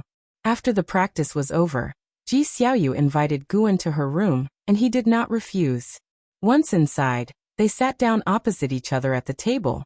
Ji Xiaoyu stared at Guan, saying, "You've acquired some aura of reincarnation about you. Where did you go yesterday?" Guan replied, "Off to save the world. Why do you ask? Can you see who I was in my past life? A mere reincarnation path emperor. Could he measure up to the polar extreme?" Speaking of which, the polar extreme had once visited the yin-yang domain in later generations, sweeping through all the strong beings there, even compelling the yin-yang domain to erect an imperial stele in his honor. "I can't see through it. I suddenly suspect that you are just like me. We both may be reincarnations of some great power." Ji Xiaoyu said, her face unexpectedly breaking into a smile. Guan raised his eyebrows. "How could that be? I've not received memories of a past life. I haven't even dreamt anything." "That's because the karma of your reincarnation is still dormant, and your cultivation speed is too slow." Ji Xiaoyu laughed, but then suddenly remembered something and her brow furrowed again. If Guan was like her, didn't that mean their future was already destined? Both of them would eventually become just a memory for someone else. All their experiences belonging not to the ones who truly lived them, but to their original selves. At that thought, Ji Xiaoyu looked at Guan with a different gleam in her eyes. At this moment, she sensed the force of destiny. Was it fate that led her to meet Guan? Seeing her spirits somewhat dampened, Guan changed the subject. "So, who do you think was stronger in our past lives, you or me?" Ji Xiaoyu's soul was that of the reincarnation path emperor, and they were one and the same. Even Guan couldn't extricate her from the reincarnation path emperor's being. Without a soul and only having memories, she wouldn't be the real her. It was an unsolvable issue. Only time could soothe the regret. "Of course I was stronger. Judging from the karma of reincarnation, the number of my reincarnations far exceeds yours, and for beings of that realm, the number of reincarnations indicates the height of their Tao level," Ji Xiaoyu stated as matter-of-factly, prompting Guan to want to laugh. The reincarnation path emperor hadn't even transcended the reincarnation tribulation. How could he be compared to Guan's past life? Let alone outmatching the polar extreme and Long Zhan. It seemed doubtful that the reincarnation path emperor could even defeat Lu Han. The two of them continued to chat, and Ji Xiaoyu began to speak of the battles she had dreamed about. The epic battles of the reincarnation path emperor against formidable enemies, which excited Guan greatly. Of course, the emotion was feigned. He had to put on a show for Ji Xiaoyu. While chatting with Ji Xiaoyu, Guan was reflecting upon more.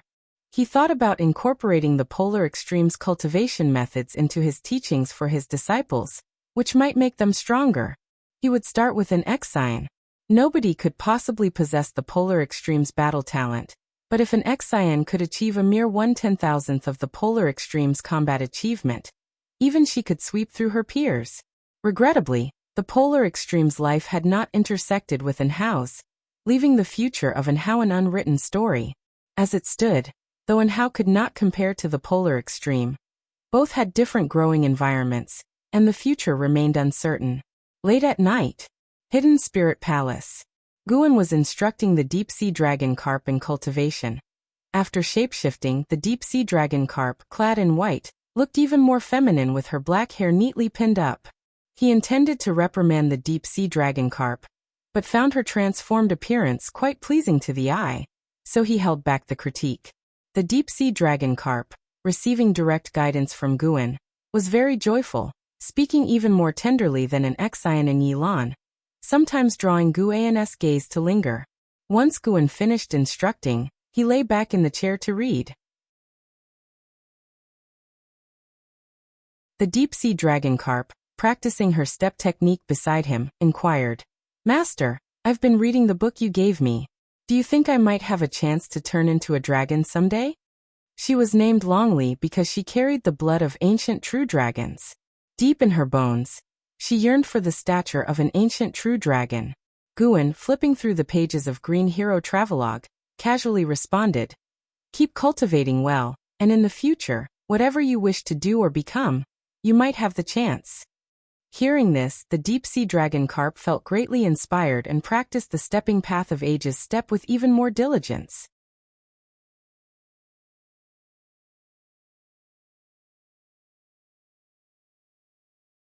Chapter 409. The darkest years above the vast ocean, clouds surged like a scene from an immortal realm, and a towering peak stood in the sea with immortal birds circling around. Atop the mountain shone a dazzling golden light from a gigantic golden mirror, spinning and sweeping beams of light in all directions. Below the golden mirror lay a spacious and bright dojo, paved with white jade. Tens of thousands sat in meditation, all from the heaven and earth flying immortal realm. The majority meditated with closed eyes, while a few looked towards the front where a majestic figure sat in meditation before the golden mirror, his presence alone stretching 100 yards high.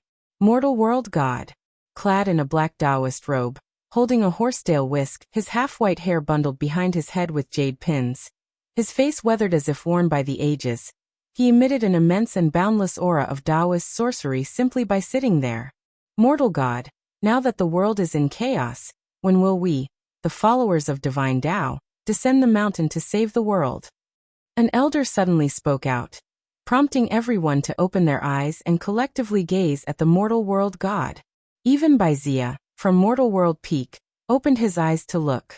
They had pledged allegiance to the mortal world god not merely to seek greater strength, but also to fulfill their own aspirations. In their eyes, both the immortal dynasty and the holy court were preoccupied with their own power, not prioritizing all living beings. Neither deserved to rule the great heavenly spirit land. They believed that salvation required a third-party force, and the divine Tao founded by mortal world god represented their hope. Before joining the divine Tao, they had experienced its formidable power, a force they believed to surpass the immortal path. With the chief fortune of divine Tao, their strength continued to grow. Though newly joined, many were already eager to take action. Without opening his eyes, the mortal world god responded slowly, "The time is not yet ripe. We aim to save the entire world, not merely a portion of beings. Acting now might accumulate virtue, but it won't shake the immortal dynasty or the holy court. Once we are strong enough, we will crush the immortal dynasty in one fell swoop, swallow the holy court, and quickly restore peace to the world, which will truly benefit all beings." Many nodded in agreement with his words. A female cultivator asked, "Mortal god, in your eyes, is the threat from Shengtian greater, or is it the Yangxian emperor? The free immortal might not decide the fate of the world. After all, even the Yangxian emperor couldn't breach the holy court, but they all knew that to crush the immortal dynasty and the holy court, they must defeat both the Yangxian emperor and Shengtian. A monumental battle awaited the mortal world god. Upon hearing this, the mortal world god slowly opened his eyes, peering into the distance with a profound look. He said meaningfully, "Besides those two, there are greater threats in this world, and not just one. It is a time of unprecedented chaos. The future changes of the world will far exceed your imaginations, and what you currently see are merely premonitions. The true calamity has yet to descend. Day and night confused, your sin and virtue mixed, where immortals and mortals coexist, you will witness the darkest of times." Hearing the words of the mortal world god, the faces of the cultivators in the heaven and earth flying immortal realm changed drastically, and they began whispering among themselves. Baizia also furrowed his brows, his eyes filled with worry. What really awaited them in the future? 3 years later, in a forest, Guan sat on a tree reading, while Blood Prison Great Saint lay beneath, watching an Exian cultivate with a curious look in his eyes. "Master, what exactly is she cultivating? It feels different from the previous cultivation techniques and divine skills, yet it contains those mysteries." Blood Prison Great Saint couldn't help but look up and ask. Guan responded nonchalantly, "It is my Tao." Over the past 3 years he had integrated the ultimate battle technique, and infused his own enlightenment, which he was now beginning to teach to an Exian. However, even if the level of achievement in the ultimate battle technique was the same, the strength and combat style of Guan remained distinct. He had to admit that the original user was the most suited for the ultimate battle technique. With the same level of achievement, the original user could unleash greater power, which related to will and nature. Since the simulated battle 3 years ago, Guan hadn't simulated again, feeling that he was still not ready. It was good this way. Having another version of himself as a target made life more expectant. Tao. Blood Prison Great Saint pondered thoughtfully. The forest quickly fell silent. Blood Prison Great Saint was momentarily dazed as he looked up and saw an Exian had stopped. She was standing still, seemingly lost in thought. Master, she. Blood Prison Great Saint looked up and cautiously asked. Guan flipped through the pages of the book and replied. She is merely embracing the path enlightenment. Pay it no mind. Path enlightenment? Blood Prison Great Saint was not the naive youth he once was. He understood what path enlightenment meant, an opportunity seldom encountered in life. He looked at an Exian with envy, filled with expectation. Indeed, following his master, experiencing path enlightenment, and changing one's essence were not difficult. Young Jian was unfortunate not to continue staying on. Had his heart settled, his growth would have accelerated.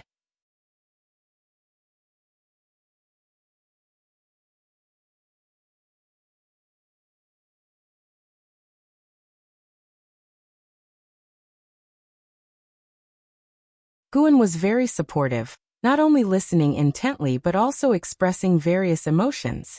Yilan did not intervene. She watched Zhenqin boast to Guan with a smile. As the spring breeze swept through the courtyard, she felt nothing could be better than this day. Having all the people she cared about around her. Wasn't this the luckiest thing in life? After Zhenqin finished, she sat down, hands on the table, and looked at Guan asking, Master, is the divine Tao that's been widely discussed recently real or fake? The mortal world's deity speaks greatly, but for many years there hasn't been any real movement, just rampant rumors. The rumors of the divine Tao had reached the supreme sect. It was said that believing in the divine Tao could grant divine power and help one survive the upcoming darkest years, quite miraculous indeed.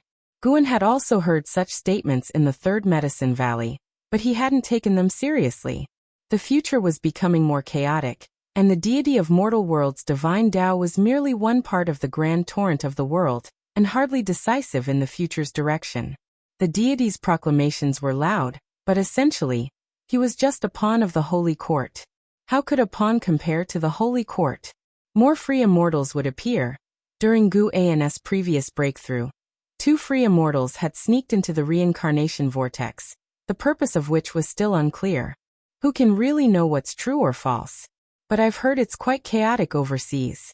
If the divine Tao can relieve suffering and difficulty, even if it's false, I'm willing to believe it's true. Guan responded, his words sincere. In his view, the might of an immortal wasn't key.